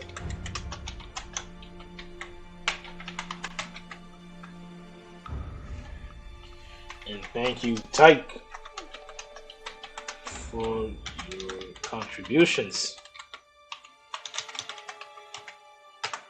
Well played indeed.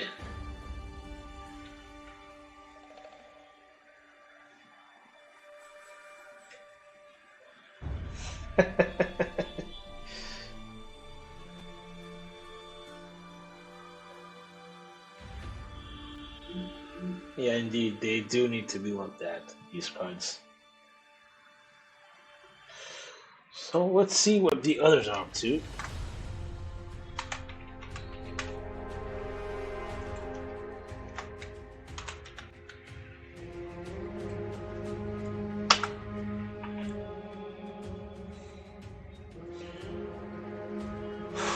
What a fun environment.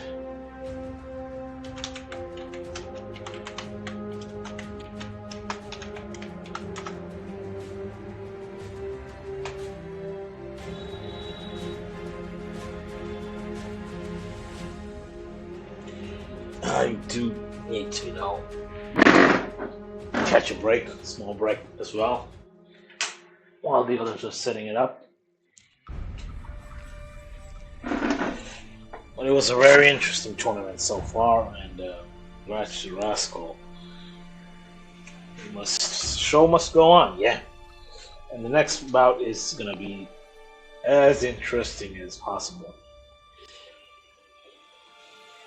It's fun to see so many people tuning in and enjoying the game. You know,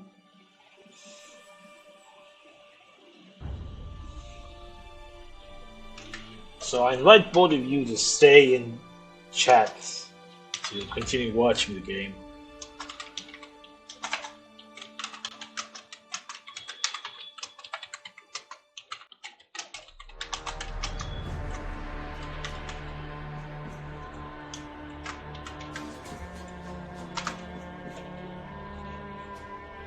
Oof. That last match was exceptionally fun to watch.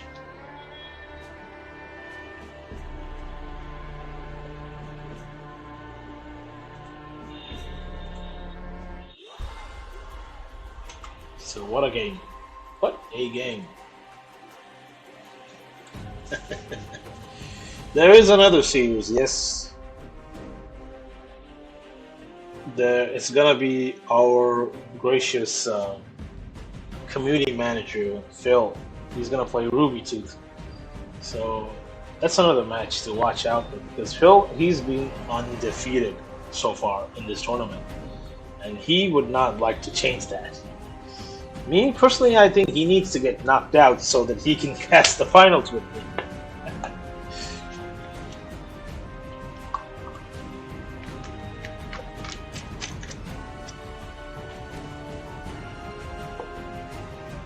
Ooh.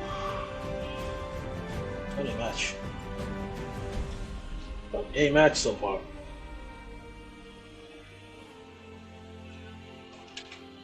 Whenever you guys are ready.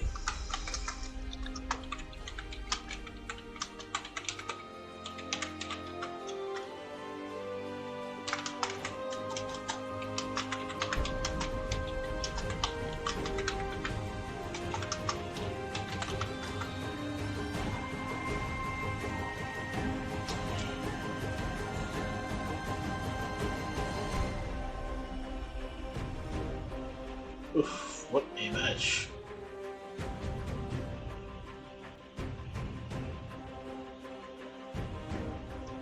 I wanted to ask if the voice is still okay. If you can hear me clearly.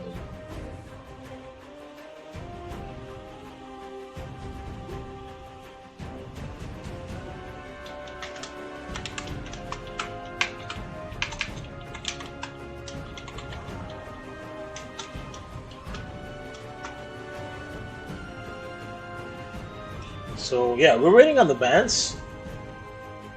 Okay. Thanks for clarifying, Order Master. Let's have a look at the decks again. You know, just to refresh our memory. Oh, what a interesting bunch of lists. What is gonna get banned here? You know, Phil, his signature list is the ethnic list. So personally, I would ban that because that's the best list he knows. You know, it's the most versatile list for him. You know, multiple scorches, multiple control tools. This is one of his best decks and one of the decks he's most familiar with. Ruby Tooth. I guess I'm gonna ban Neckers because Neckers are so damn annoying. Like, I wouldn't ban Neckers. So let's see what's gonna be the bans.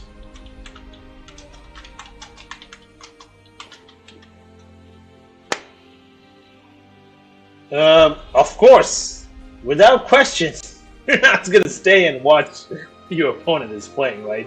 It comes without question. But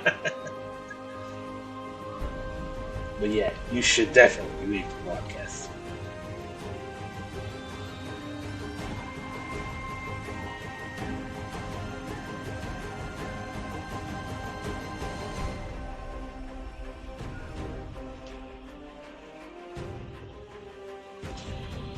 So we're gonna sit back a bit when they're ready to do the bans and proceed with the match. Let's look at the deck lists again, just to refresh our memory. What's gonna go on? Again, I wanna see the monster list is about 40 cards. Interesting list. You know, so many strong cards. Monsters in beta was pretty good, especially Death Wish. Consume Death Wish. Ho ho ho. Okay, let's see if they're ready. They're still taking their sweet time, so that's good to know. So, you know, just gonna hang back a bit more.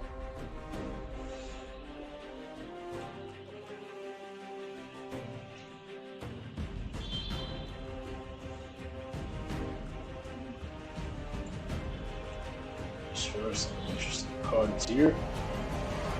Yeah, great sword here. So, without further ado, let's have a look at the deck.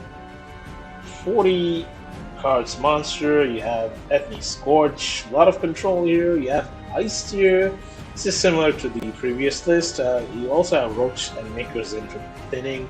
You have a interesting Calvi deck. This is, if I'm not mistaken, what is this? Oh, looks like an interesting reveal deck with Lady of the Lake. So you just want to try and thin your hand and play Lady of the Lake. There also isn't a sire for the Roach. Whatever else you want to need if you need to put something back in your opponent's deck. So yeah, that's it.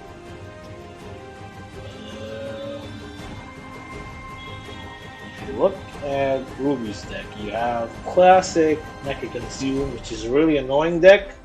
Yeah, actually 39 cards, yes. This is, you know, there's what kind of control tools first? If this deck is not getting banned, what's his way to answer this deck? So there's a bunch of Scorches and Locks here, I see, but that's and the Sewers obviously. It'd be funny to see these two pair up, but that's not gonna happen, yeah. So it's either this or this that's gonna get banned. Very fair. And Ruby, you know, if definitely banned Echoes, but it'll be interesting to see actually what gets banned. And you know, this looks like an ode to Dr. Mora, isn't it? It looks very similar to Mora's list.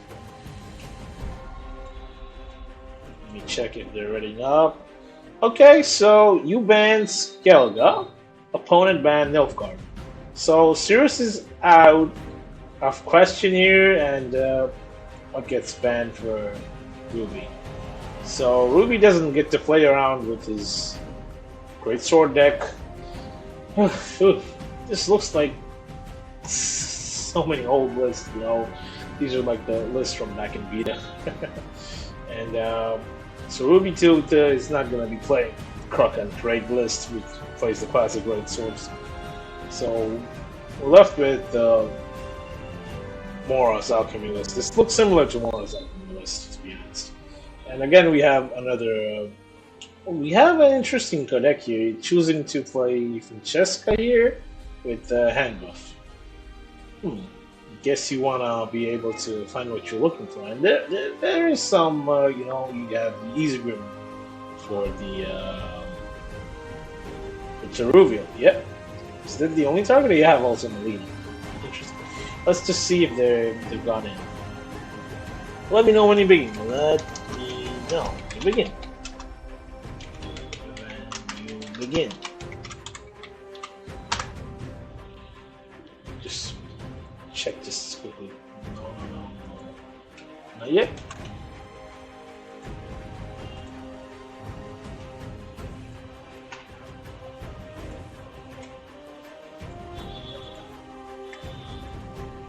Yeah, going back to these lists, there's a single trap maker that's interesting here. There's no Feign Death though. Interesting. Interesting. I'm not really so sure about this Hotel deck, but I think the Nilfgaard and the Necro deck is the ones that needs to be dealt with here. I'm waiting on it going started. Okay, that's good. I think the game is gonna start anytime now. There it is. So we're into the first game. What's it gonna be? So Phil is gonna bring Edme Scorch versus Ruby's unconventional Squirtle list with the hand buff Francesca.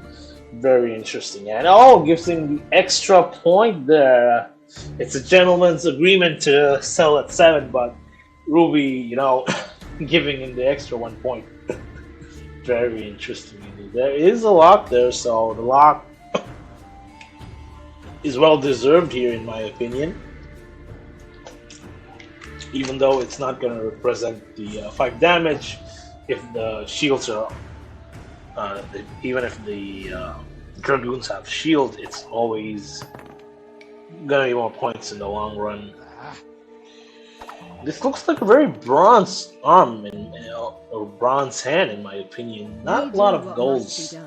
See all these instantly good cards are here. We do have the username though, so not to worry. There's always a potential for a Scorch. So we see Francesca coming in right away. As I'm not that familiar with this deck, I guess the opponent is looking to play Evelyn as quick as possible to, you know, protect his engines and all. I think that's the play here.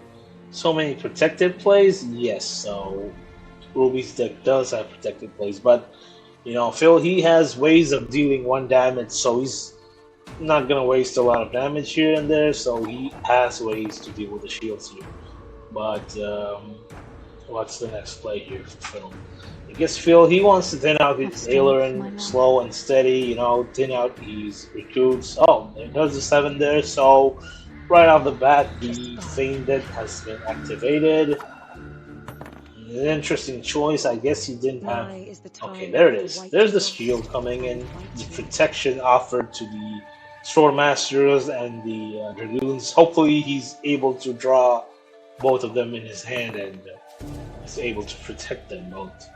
So, Phil, you know, was the Archer a bit costly here? Perhaps it is, but The storm is coming. setting up Let's the enjoy the Archer weather in while we the still graveyard for the Fainted is a good idea. There is the Darwin Agitator. Interesting enough, there is no access to these synthesis, which is almost always good in the round 1, you know, where you have dwarves and you have elves. Regardless, feel able to thin out the Aileron here. If I just have a quick look in the deck list here, Ruby 2 does also have a spy, so it's a spy's nightmare, you know. So each of them can reply with their own spy if need be, if Ruby has the access. So Phil needs to be careful. You know, I always want to be the second person to spy for obvious reasons. Okay, so there's the either the Molina or either the Cherubial. I guess it's the Molina. No, it's not going to be Molina. Oh, okay. Good. Oh. This is an interesting draw. It's an interesting draw for obvious reasons. The Phil, you know, understanding the way the game works, taking full advantage of the Cherubial, which is possibly it's always going to be the Cherubial because Molina doesn't have a lot of good targets here, so it's easy to assume it's the Cherubial here.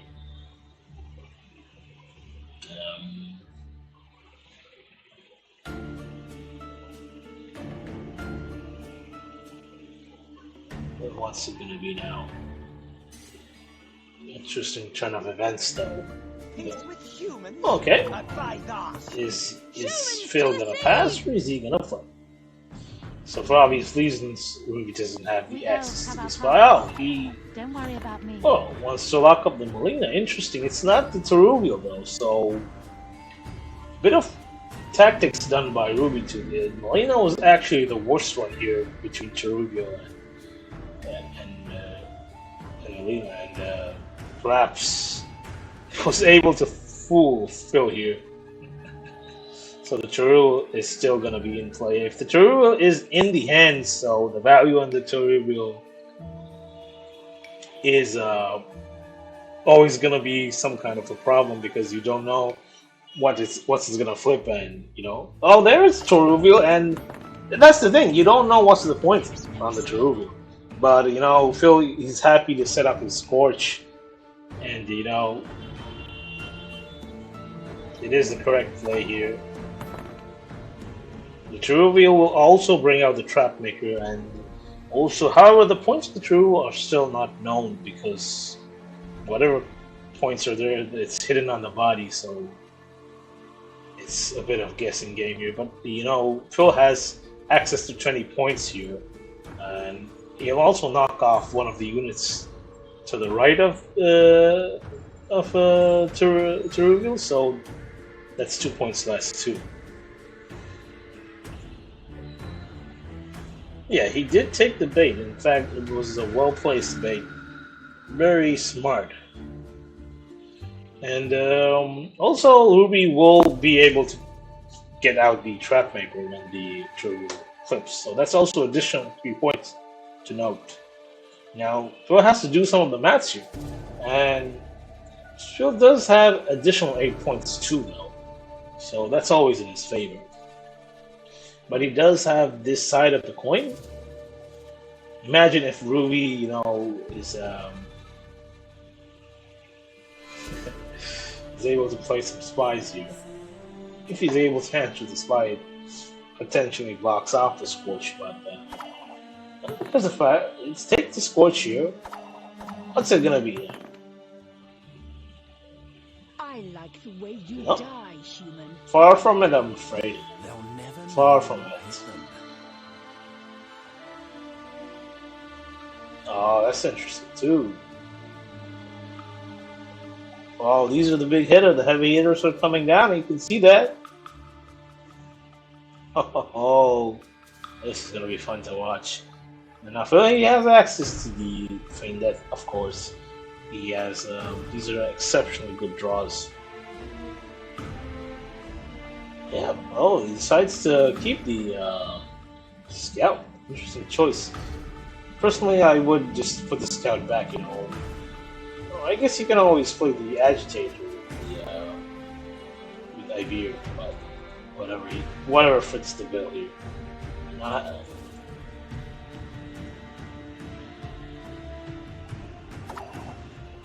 What's he gonna do here? Personally, I guess I wouldn't mind passing here. He has, all the tools he needs in the graveyard. Yep, that's it. The funny thing is, Iglius doesn't have the best target yet. These are not the good targets. But we never know what else happens.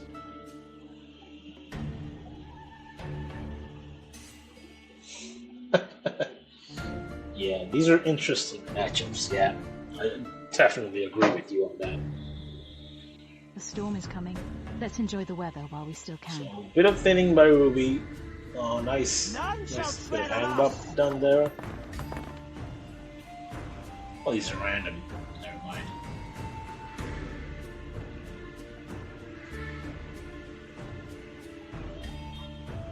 Oh, this is a great hand, to be honest. It's an exceptionally good hand.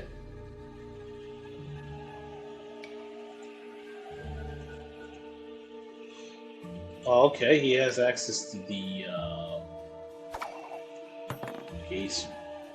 He's got rid of the Scout. So I guess he only missed out the Cohen, but never mind. This is still a very good hand. I don't know what one of the players target for now. It's just the Quen, which is not very good. Yeah.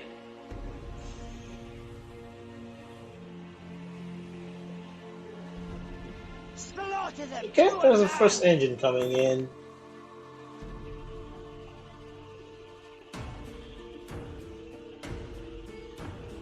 Phil can easily break the shield anytime he wants. He has access to the archer here.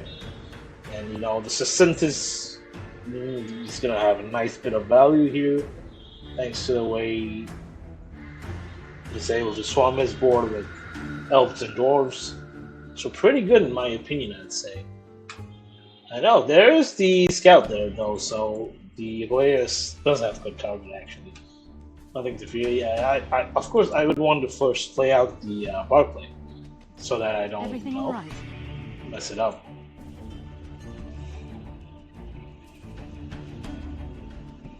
There it is. So in comes the 10 here first.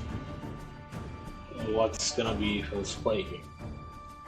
Is he looking to play Scorch or does he looking to play double Feign Death? There are options all the time. He takes the Scorch there. There you go. So getting rid of the second engine there. I'm not able to buff his card. not able to.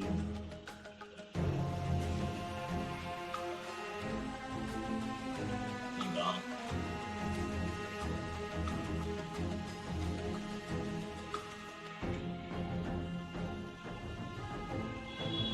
What's the next play here?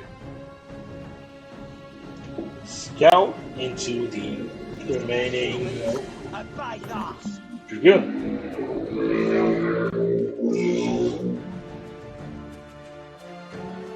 So we have.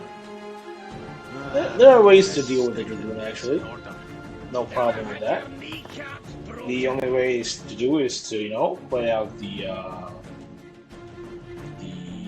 Archer with either Aglaeus or with Ivir.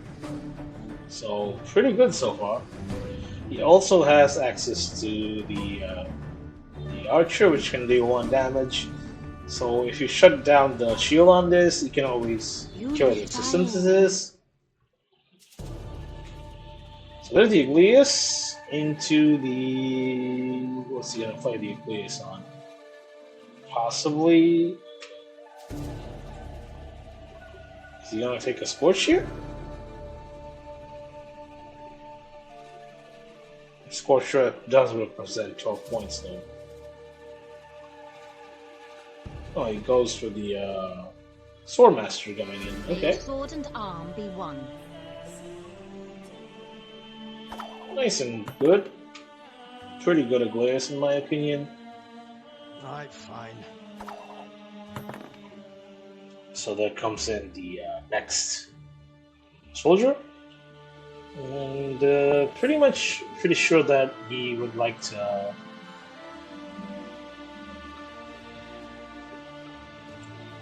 play the scout himself, the recon scout. So far pretty straightforward here. The Synthesis is gonna be the big finisher here. What does Ruby's hand have? Does Ruby have a chunky Swordmaster that can sway things in his favor? We'll have to see and find out. What is the next play here for Ruby Tooth?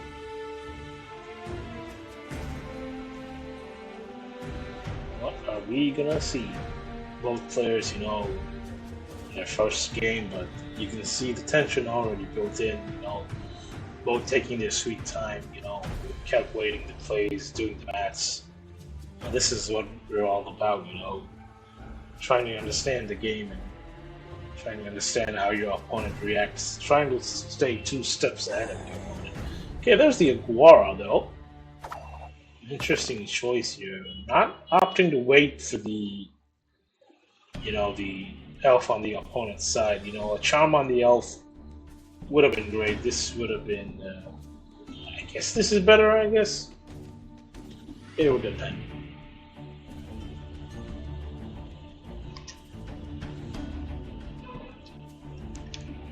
Hopefully the buff has gone into the, okay, great choice there. The Ivir into the Agitator into the Skirmisher. Now, what he's been able to do is swarm the board and improve his Synthesis, so that's the whole deal here, you know, to boost up the points on the Synthesis. Okay, there's the chunky Swordmaster coming in. Alright. If I was you, I would perhaps pop that shield on the Swordmaster. Okay, he's not gonna pop the shield, he's just gonna, you know, set up his dwarves and his elves. Again, start swarming the board to improve the Synthesis, that's the play here. If he does want to target one of the, oh, these are pretty good though for Ruby Tooth.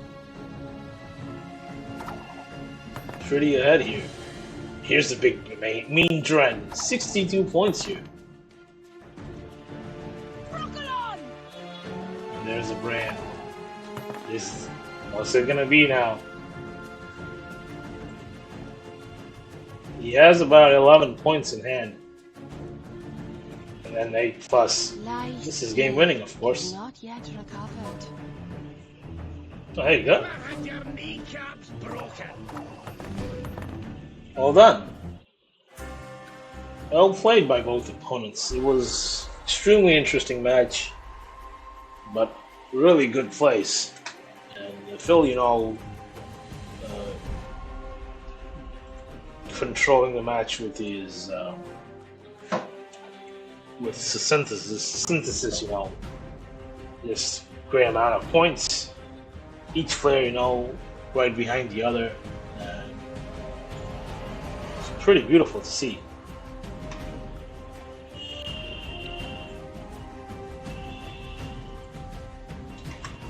So let me just check if they're ready to do their next match.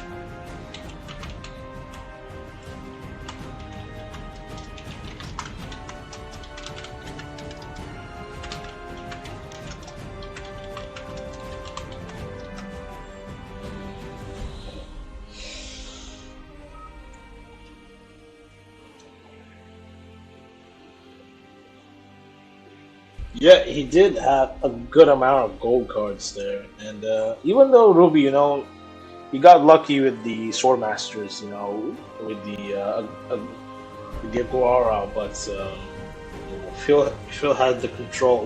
He had the ability to swarm and then improve the synthesis. So yeah, but Ruby was pretty good, lucky with the draws. So it was a decent amount of draws. But again, the problem with these decks, without running Fang Dead, you don't have any other opportunity to develop the Sword Masters.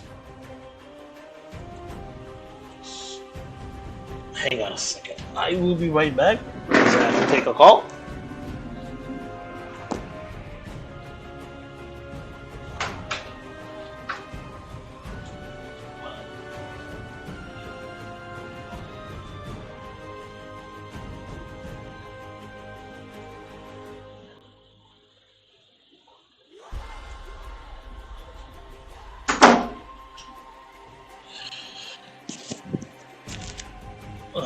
Back in again. Let's see what's the next match. Has the next match started? Yep. There you go. Oh! This is funny on. This is a true test. This is what you call the true test, Oof. Necro Consume versus Veterans. Oof.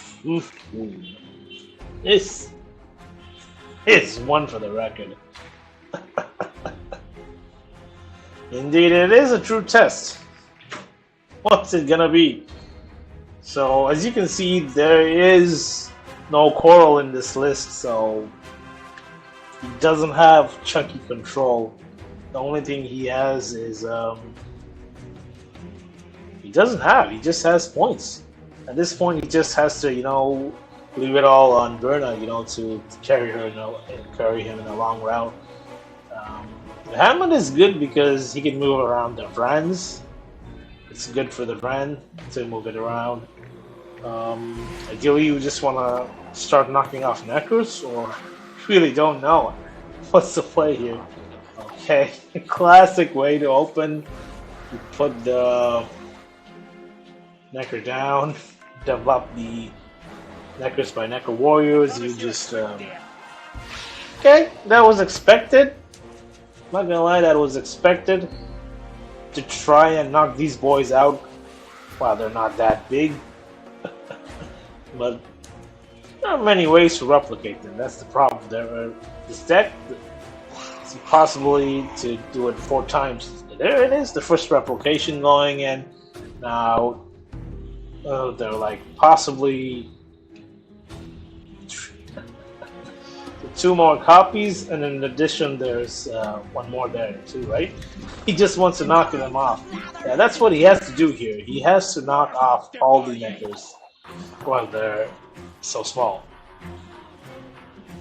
Not much going in.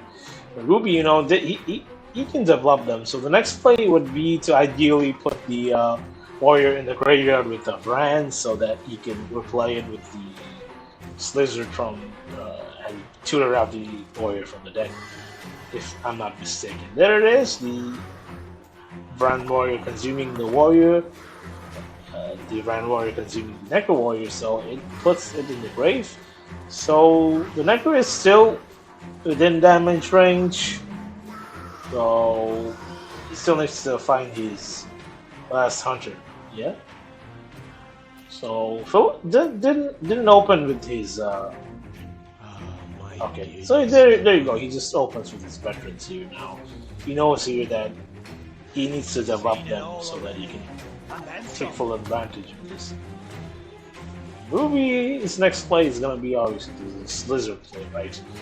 You want to play Slizzard and copy the Warriors. That's the only the Necros. That's the only strategy with this deck.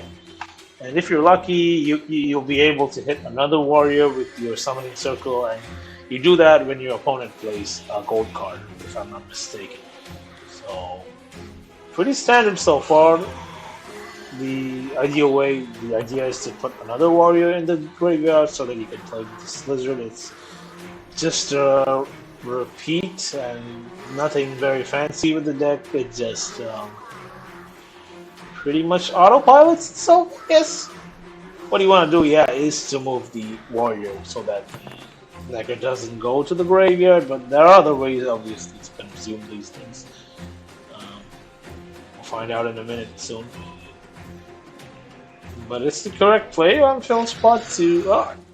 doesn't really matter here, yeah? So, again, he had the Warrior actually in the hand, so it doesn't matter.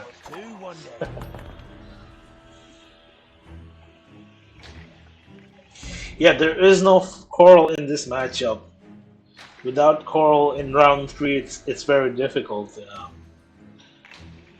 I guess Phil feels. I guess is. Oh, there's the decoy. So I beg to differ. So there are 5 ways to copy Necros. In addition to Summoning Circle, there is also the greedy decoy. This is a very greedy deck, and I'm so disappointed that, you know, we have the DIY cards getting nerfed and things like this go on, you know, decks that play on autopilot. Seen it all already, and then some. And the deck has been designed to, you know, work like that, so not much can be said about it. Philip is ahead, but it doesn't really matter. Card advantage to this deck is of a little importance. You know, you just do your thing, you know, you pray your opponent doesn't have some control. Greed is a virtue after all. More so on this occasion. Okay, so decides to eat the Brand Warrior and, okay, so he just realizes Ruby Tooth, you know, that he needs to start catching up, so let's start eating some of the Neckers.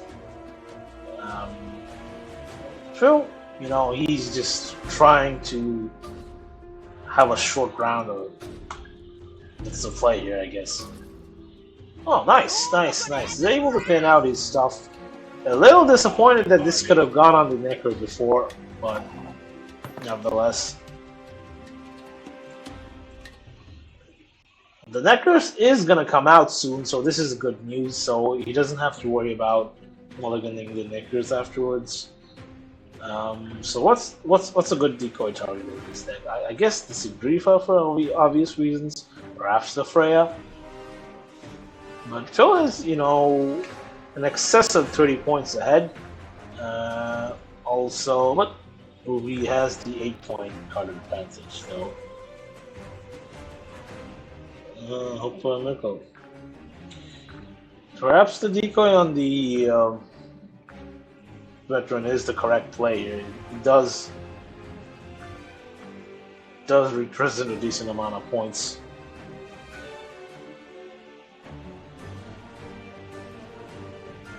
Oh, you can always decoy the Spear Maiden. Okay, there's the Death Laugh, and the thinning purposes to eat the Slizzard, and the Slizzard is gonna bring in the last brand. So Ruby here, you know, wants to start catching up here, so it does that by eating up the Neckers, and he's slowly closing the gap here. He has 8 points. Oh, there is the Burner and the Knickers. A lot of point swing, even though the Burner representing only 9 points immediately, but the Knickers adding in. And the Storm is going to keep ticking away. And it is only 3 more cards left, but it is well timed at this time. He knows he has to win this round. He knows that being the second person to play, having the card advantage here is the right way to do. Try to expand what you have. Alright, there you go. So it doesn't matter a lot to Ruby though. He can just eat. Reduce the number of targets on the. Oh, slow. Now he's caught up. If you understand, he's already caught up here. He has the 8 points in hand. He knows that he will.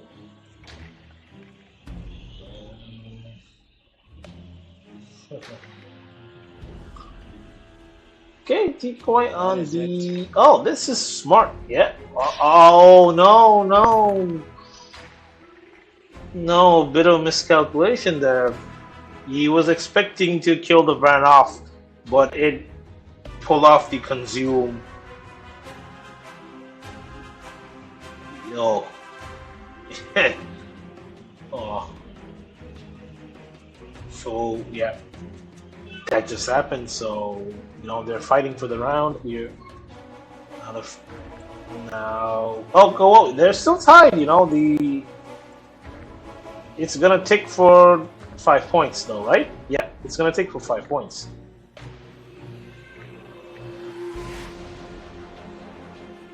This is his only chance, to try to go for a 1-card round. The decoy is indeed not the best choice here, but personally, I would have, preferred to go for a Brandmaster and decoy the Brandmaster, but the decoy was not the correct play here because the Ran, did the consumption first. Now you see the Phoenix coming in, will be expending his golds, and he's gonna eat with the Folktail, I guess. So what's he gonna eat now? Whoa! Look at the amount of Necros in the graveyard, though. So now he's caught up. He's pretty ahead now. He can easily have a 2-card round with the. They don't like you. Anyway, Phil is chomping away. Phil. Oh, Ruby is still ahead though. Yeah.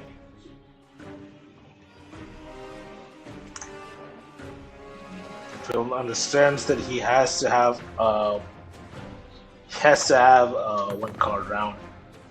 The shorter the amount of card, the lesser the chance to set up consumes, less set up Neckers. It is a huge amount of points, and when the run ticks, it is gonna bring out another Necker. So it is no point here going ahead and trying to fight, in my opinion. How can I help? Oh, he's going for it. Interesting choice here. Is it really enough, or what's the point? No.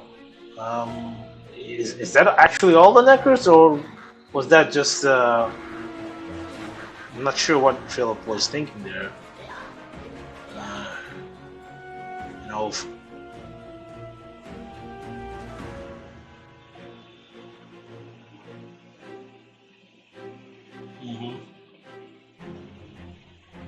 Okay, I guess Ruby just can casually pass here. The longer the round for Ruby, the better. To develop your consumes. The Necros are already beefed up. You don't really care too much. You also have the. You also have 2-card advantage here, so beefy Necros, no way to be able to coral them. Philip doesn't have any control tools. He does have a bit of points, but he's facing 2 extra cards from the opponent. I do not like the look of this. I really do not. It is a good fight by Phil, but you have to understand decks like these are the one that needs nerf. You don't go and nerf Crow Mother, yeah? Just because it's a DI card. You have to nerf things like this, Bow you know, before that modern friends. spiral out of control, that are difficult to control.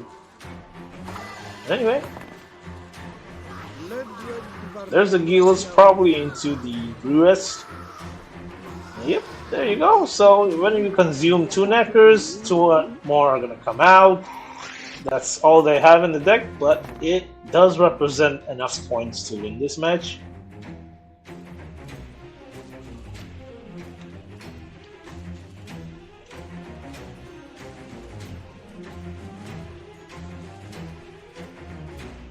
What is the next play here?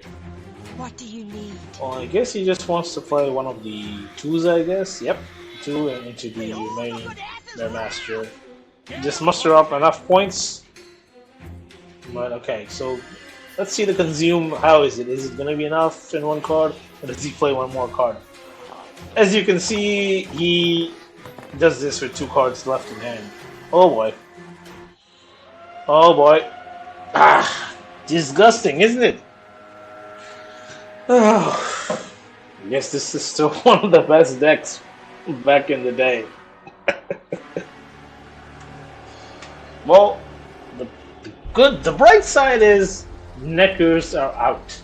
You know, now the score is 1-1. The Necker is out.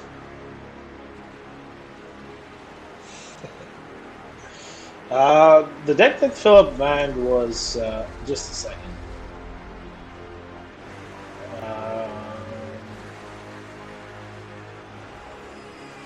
Skellige. He banned Skellige, and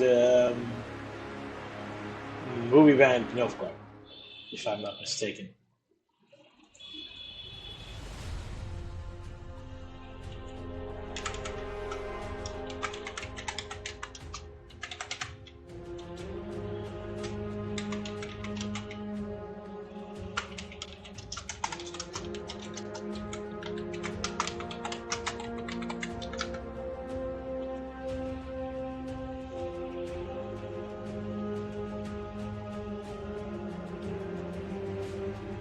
Yeah, personally, I think I would also have banned Necker Consume. You know, Necker Consume. Very funny, man.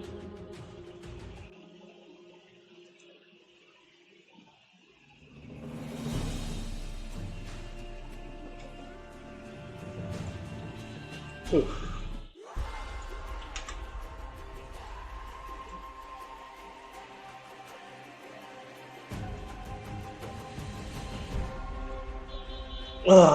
Well. I know these guys already will jump into the game. Let's have a look. What's out? This is out of the picture. You can always play Francesca again. And for Philip, he's not playing this deck. we didn't get to see serves on that. But and Ethne is out of the picture, so these are still interesting 2 decks left. I'm sure the tournament has started. Let me have a look. They're already started. Let's jump in. Okay, Nilfgaard versus the veterans again. So another chance for Phil to try. Oh, he just answers with a spy right away. Knowing that Phil does not play spy, so well deserved. We follow left. Oh, this is supposed to be Mora's alchemy list, isn't it? It's at least similar to that list. But the good thing is Phil has access to all his veterans, so he's gonna get the full value on all his cards. Let's have a look quickly if this deck does run. If it does run Cadaverine, it does run Cadaverine. Oh my god.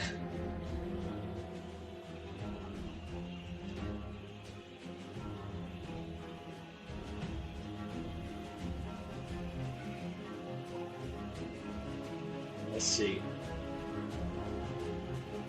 But Phil has much more wider points. You know, alchemy here. It's more offensive for Ruby 2.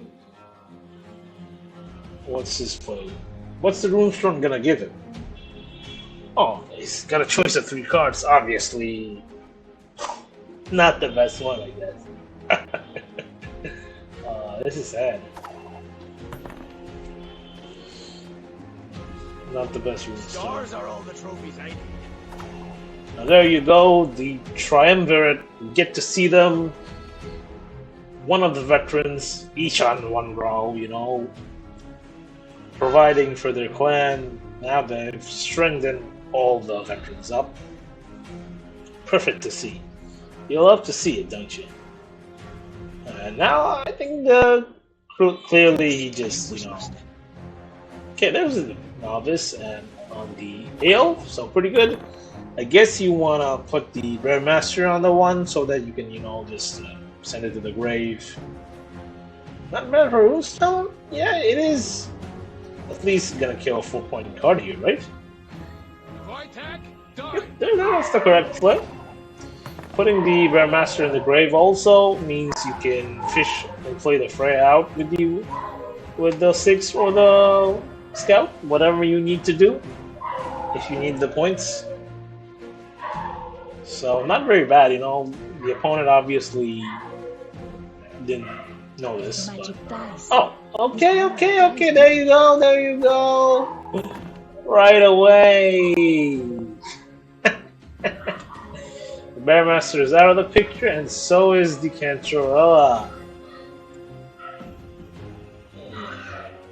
I would be really happy if you could consume, you know. Well, there it is. Full circle, yeah? I feel he needs to just be a little bit careful with his mulligans. After this, everything's okay.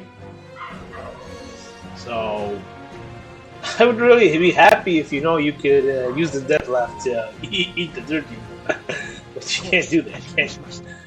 Phil obviously is pretty ahead.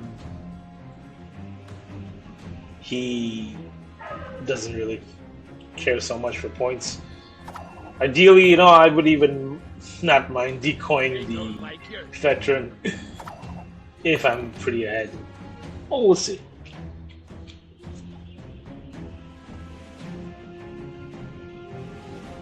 Now, the Knickers and the Roach still in the deck. Phil has a ton of points. And he also has his own spy, actually. Which he must mulligan. But there is a huge point difference, though.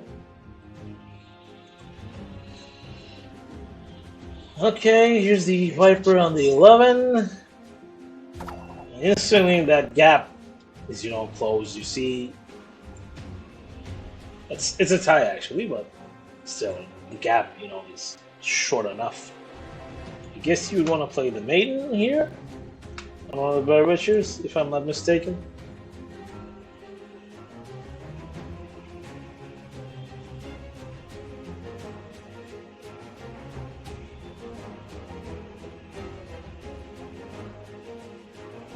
Fell out. Oh. Yeah, he understood the assignment here. He knows that the 8 here means they still have to play a card here. It's a tie. I guess Ruby, if I was Ruby, I would play the...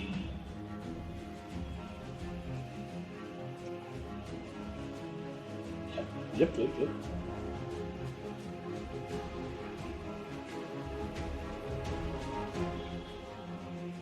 Does he have Courier in this list? I just keep forgetting. Yeah, this is a Courier list, but... I guess you want to play the leader here, or... I don't know. But it was a good pass. I would say it was a definitely good pass.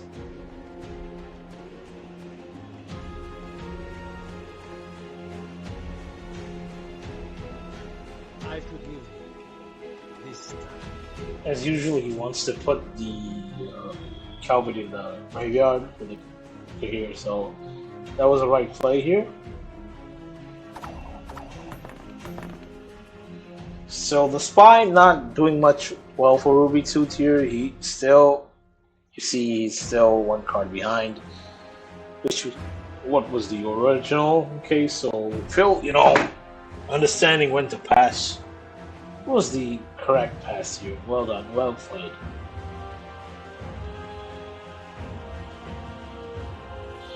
Okay, these are nice. And getting rid of the 1 because you'd rather just get rid of the higher vampire here.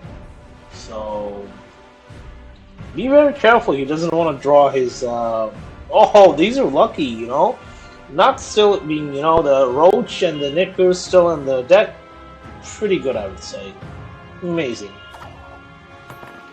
And he is 1 card ahead, but the Ruby better just pass here, instead of trying to do anything here. I would not brave it with 1 card behind. In my opinion.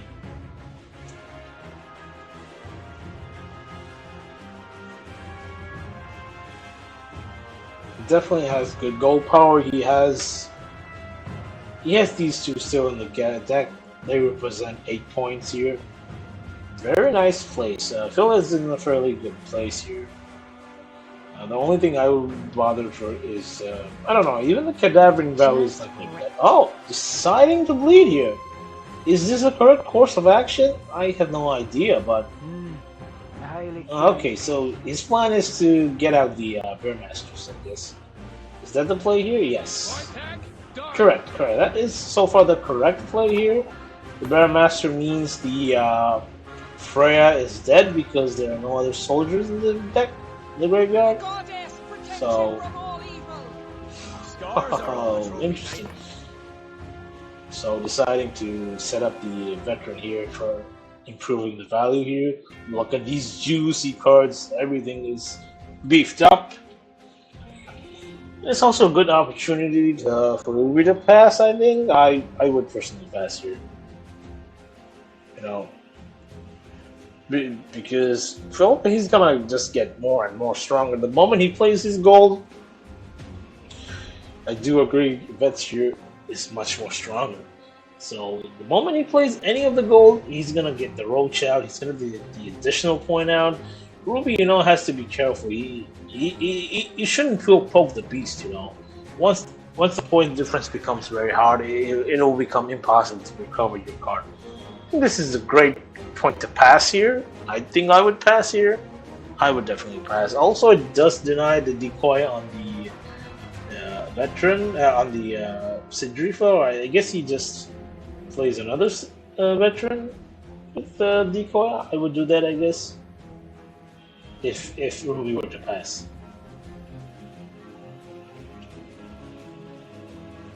She's closing in.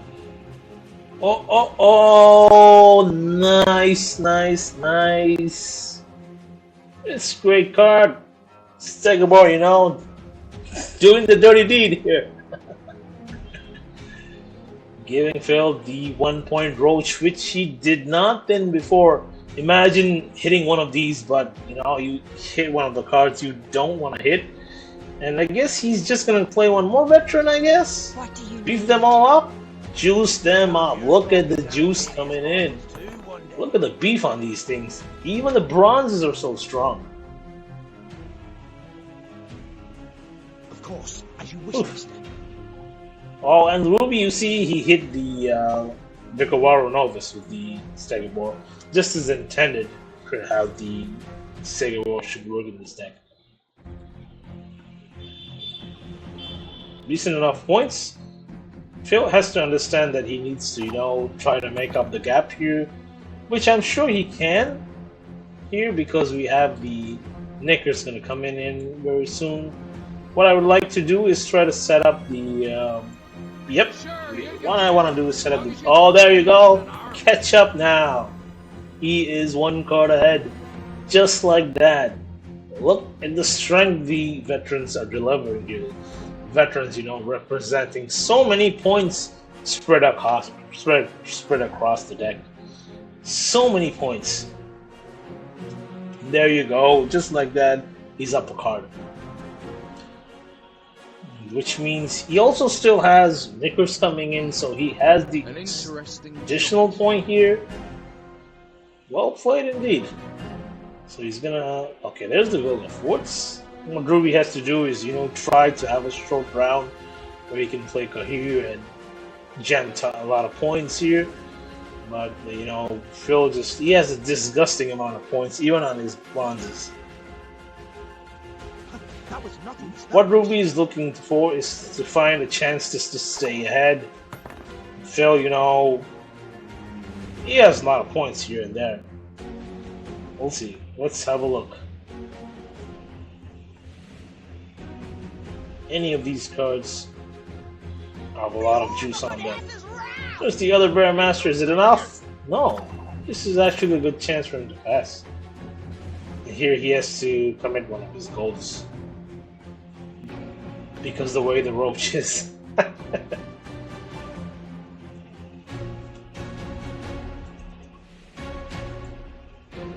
If I was Ruby, I should not be very greedy here. This is a great chance to pass and keep your card. If he plays into this, God save him, Even the higher vampire has good value. If you just eat one of the hundreds, it's a lot of points here.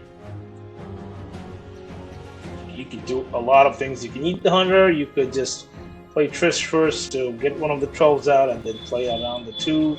Whatever you like. If I was Ruby, I should just really pass. Yep, yeah, this is the great play. It is the correct play. Now, at least in some way, the number of cards are equal. And he gets rid of the Hammond here. Huge amount of points, but he also wastes the Knickers in the process. So, not very bad, A lot of extra points delivered. We all know what the mulligans are going to be here, right? Oh! What a match! Whoa, that Asire coming back to hunt you!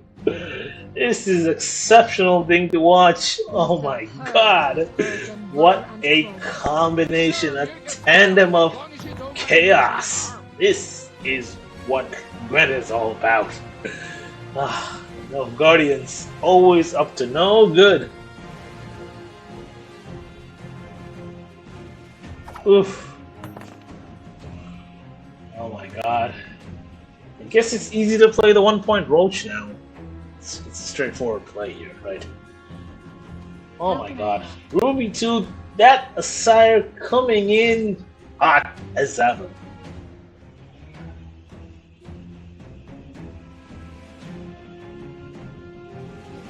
Deciding to not play the Roach here is still strange because you want to deny as much as Viper Richer value. Let's see. I mean, the opponent still has last say, so he really doesn't care what he wants to play, right? It really shouldn't matter the order of the way things are done here. This is still representing a lot of points here, even though he has a 1 left in his hand. Ruby does have, Viper Riches and all sorts. There's a Roach. Doesn't look like a huge margin, though. Thanks to the heavy lifting by the veterans earlier on. Does Ruby have it? Is the mulligans in favor of Ruby, though?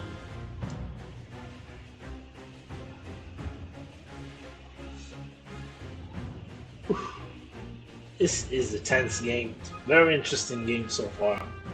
What a match.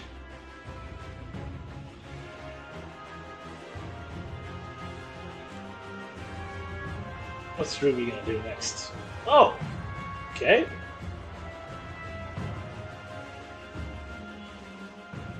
Can he actually make up the gap here? Oh, okay, this is very interesting. Oh, nicely done. Is this 12 points? That does represent a huge 15 points, though. What is it? Oh, interesting. He decides to get rid of the, instead of, he should have just gone for this, the bear instead. Oh! What a game! What a game!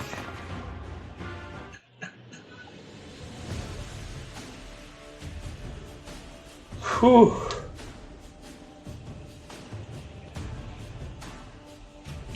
What a game. This was a fun match to watch and cast. Personally, I just love the drama associated with this match. Oof, the true heavy lifting was done by the veterans, of course, but some good plays by Groovy. Definitely great plays. You know, the Sire and the tandem with the Stegoboran was pretty good, but you know, the veterans do all the heavy lifting. This was a great match.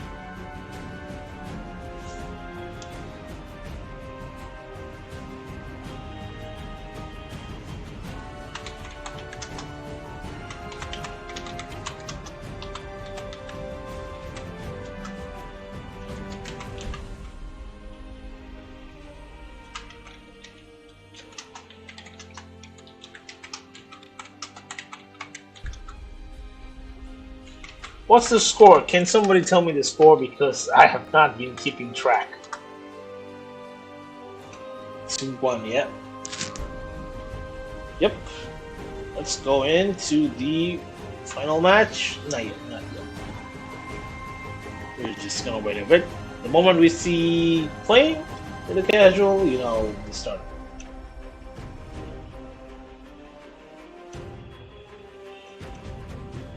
Yeah, he did. It was a very emotional game. Instead of, you know,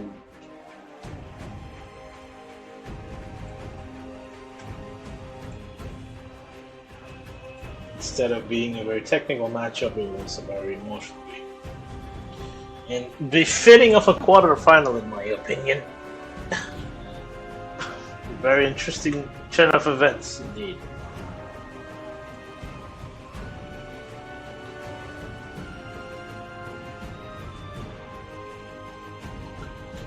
Just waiting for these guys to start up. Ah, there you go.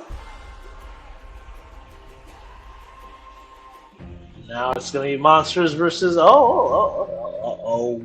big monsters versus. We will be trying again with Nilfgaard here. I hope Philip sells the score with his own set of neckers. This looks like a very good hand, though.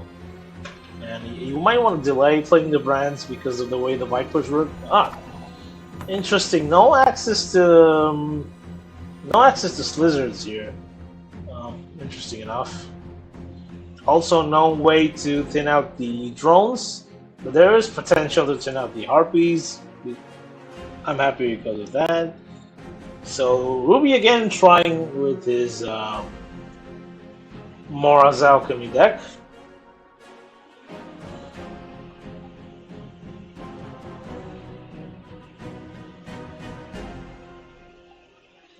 Again, opening with the Runestone, hoping for a proactive play. Oh my god! This would have been great afterwards, but this is not proactive enough. I guess it's enough to put the spy there, I guess. It's still, yeah. Both players with a lot of cards in their decks. Okay, there's the... Ooh. Not a lot of great plays here. Okay, there's the first friend coming in, trying to improve the value on the neckers. What I ideally want to do is, you know, thin out the harpies so that I don't draw them, because potentially I don't want to draw even the drones, which I want to play with the behemoth. And there are 3 behemoths in this deck, 4 if you look at the monster's nest. So hopefully we'll be able to see all of them. At this point of time, maybe he wants to remove the France. Oh, interesting choice there. Buffing up the Calvi. He understands that if he goes through a single card round, it's always going to be with... Now I think it's a good opportunity to play Wisteria. If you have a Wisteria, now is the best time to do it. Okay, there's the Brand out of the picture. Having Slyzards here would have been good.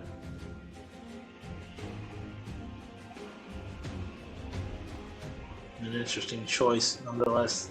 That is the second brand doing the consumes. We do have the fork tail to thin out the harpies in the deck. You just have to eat a beast.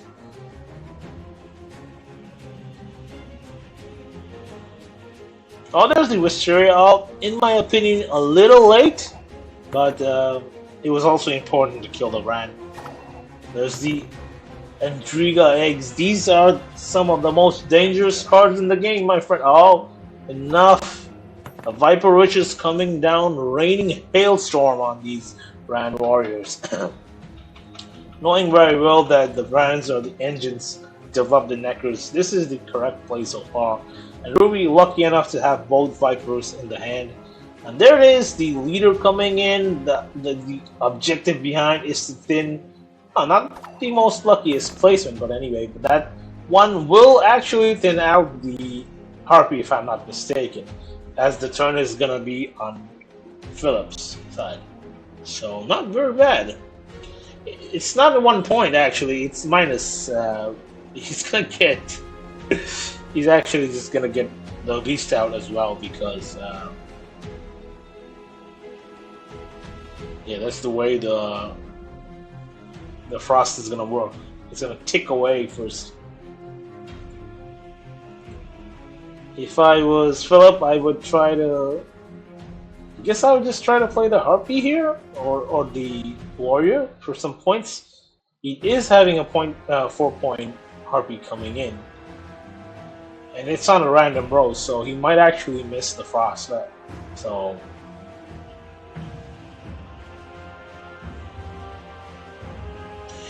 Yeah, I would say yeah. Eggs are the. Of course. It's better to eat eggs first earlier because.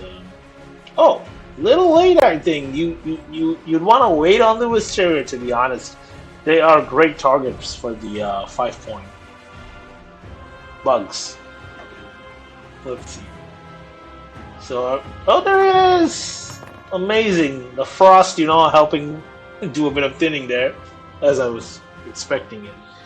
Now you maybe want to eat the 3s. Yep, that's the correct play. Eat the 3s and keep ahead. Push your opponent. Oh, nice. Another Viper. Oh, look at the strength. Lucky enough to draw all Viper Witches. Now the Viper Witches are all in the graveyard for the next round. And if it would feel that he needs to play some heavy cards, this is the correct play. He always has the reach with the Vipers with the ointments. So pretty good hand for a deck with so many cards, in my opinion. Alright, so Ruby is a few points ahead. I guess the Van is gonna survive here. There's nothing gonna happen to the Van now. The Vipers are already played out. So pretty good. Quite the menial task. Okay, so he wants to put out a Viper in the graveyard. If that was the play. And Philip understanding the assignment and just decides not to contest this. But Ruby has spent a good important gold. But the good thing is he does have the Vipers and the Roach again. Careful with the mulligans. You're not the best amount of mulligans in my opinion. Would have been great to draw some of your golds and silvers, which are all sitting at the bottom of the deck for no apparent reason.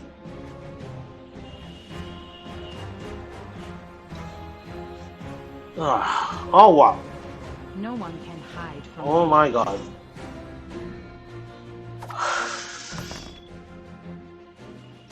Don't know what to do here.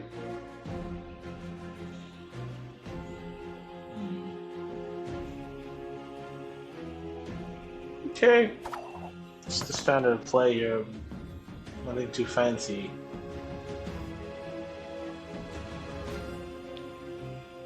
Ruby does have an access to Mandarin, if I recall, so there's always the Mandarin on the decker. This is looking. Yes. What is There's the Asire. What's the Asire gonna do? did put 2 cards back in his deck, so what were those? So he put the Vrans back in my, if I'm not wrong.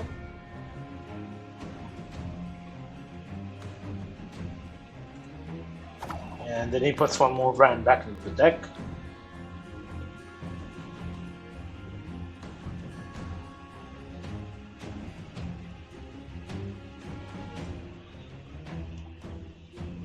It's just an interesting game so far.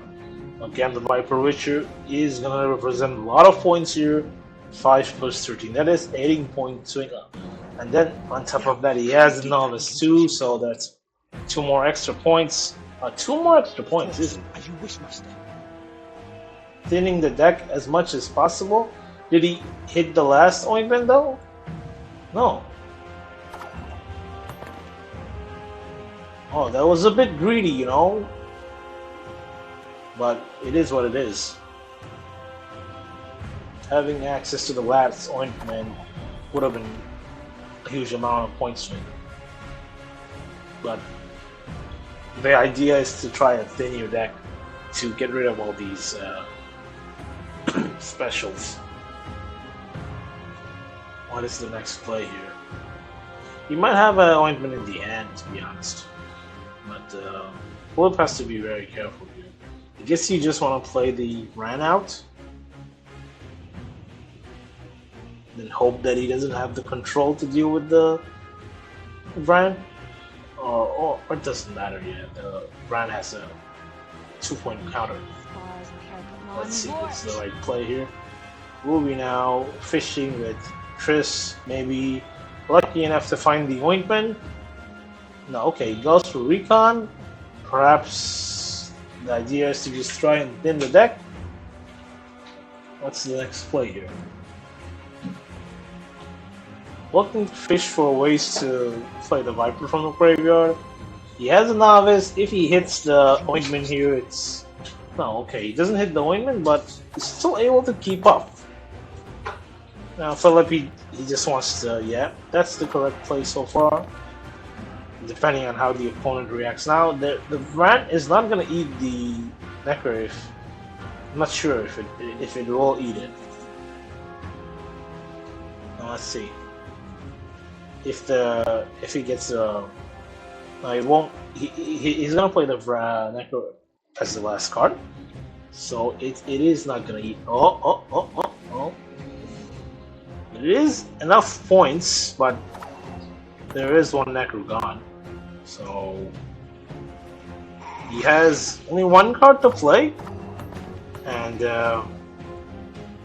whatever it is, it needs to be good. He has tons of bronzes. Oh my god.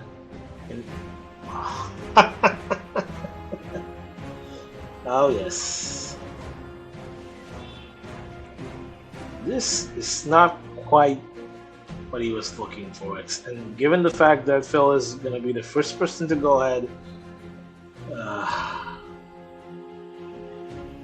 well, that is unfortunate, you know, having to draw the Mandarin. But great performance by Ruby.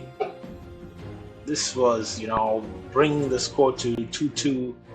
Oh, the drama is just increasing more and more. When, you know, Ruby, you know, trying to take mulligans and Philip here, he oh, a big relief for Ruby, in my opinion. Oh, that is fun game to watch. What a game! This is what Gwent is all about, folks. And yes, this is the design of the deck. The drama keeps mounting, my friends. And just for your information, this match has to be repeated. Yeah, since it's a draw, it has to be repeated. So I must, you know, inform the participants.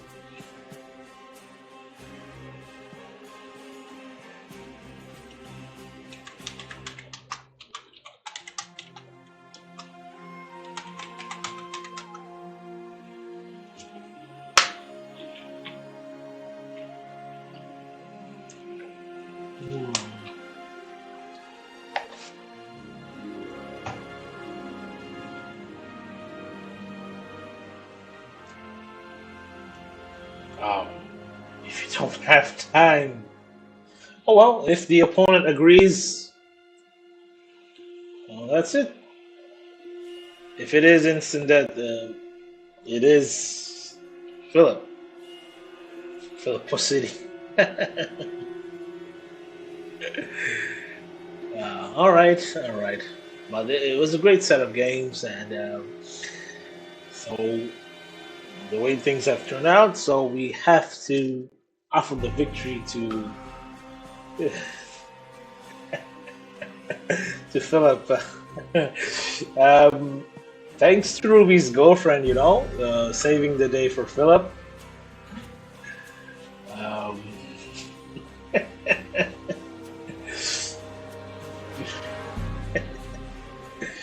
but it was a very anticlimactic. But it was very fun. This is the drama that Gwen can bring. I'm so excited just by these first two series. Just imagine the ton of fun that we're gonna have tomorrow, because we have some crazy decks coming up and some exceptionally good players in the next battle tomorrow. I hope you guys join me again for this event. And it was a very anticlimactic finish today, but nonetheless, this is what Gwent is all about. And I just want to thank everyone for tuning in. And I hope you join me tomorrow, and hopefully I will be able to fix my issues with the casting, so that I can have someone else cast the match alongside me. It was really great for you guys to tune in, and see you again tomorrow, same time.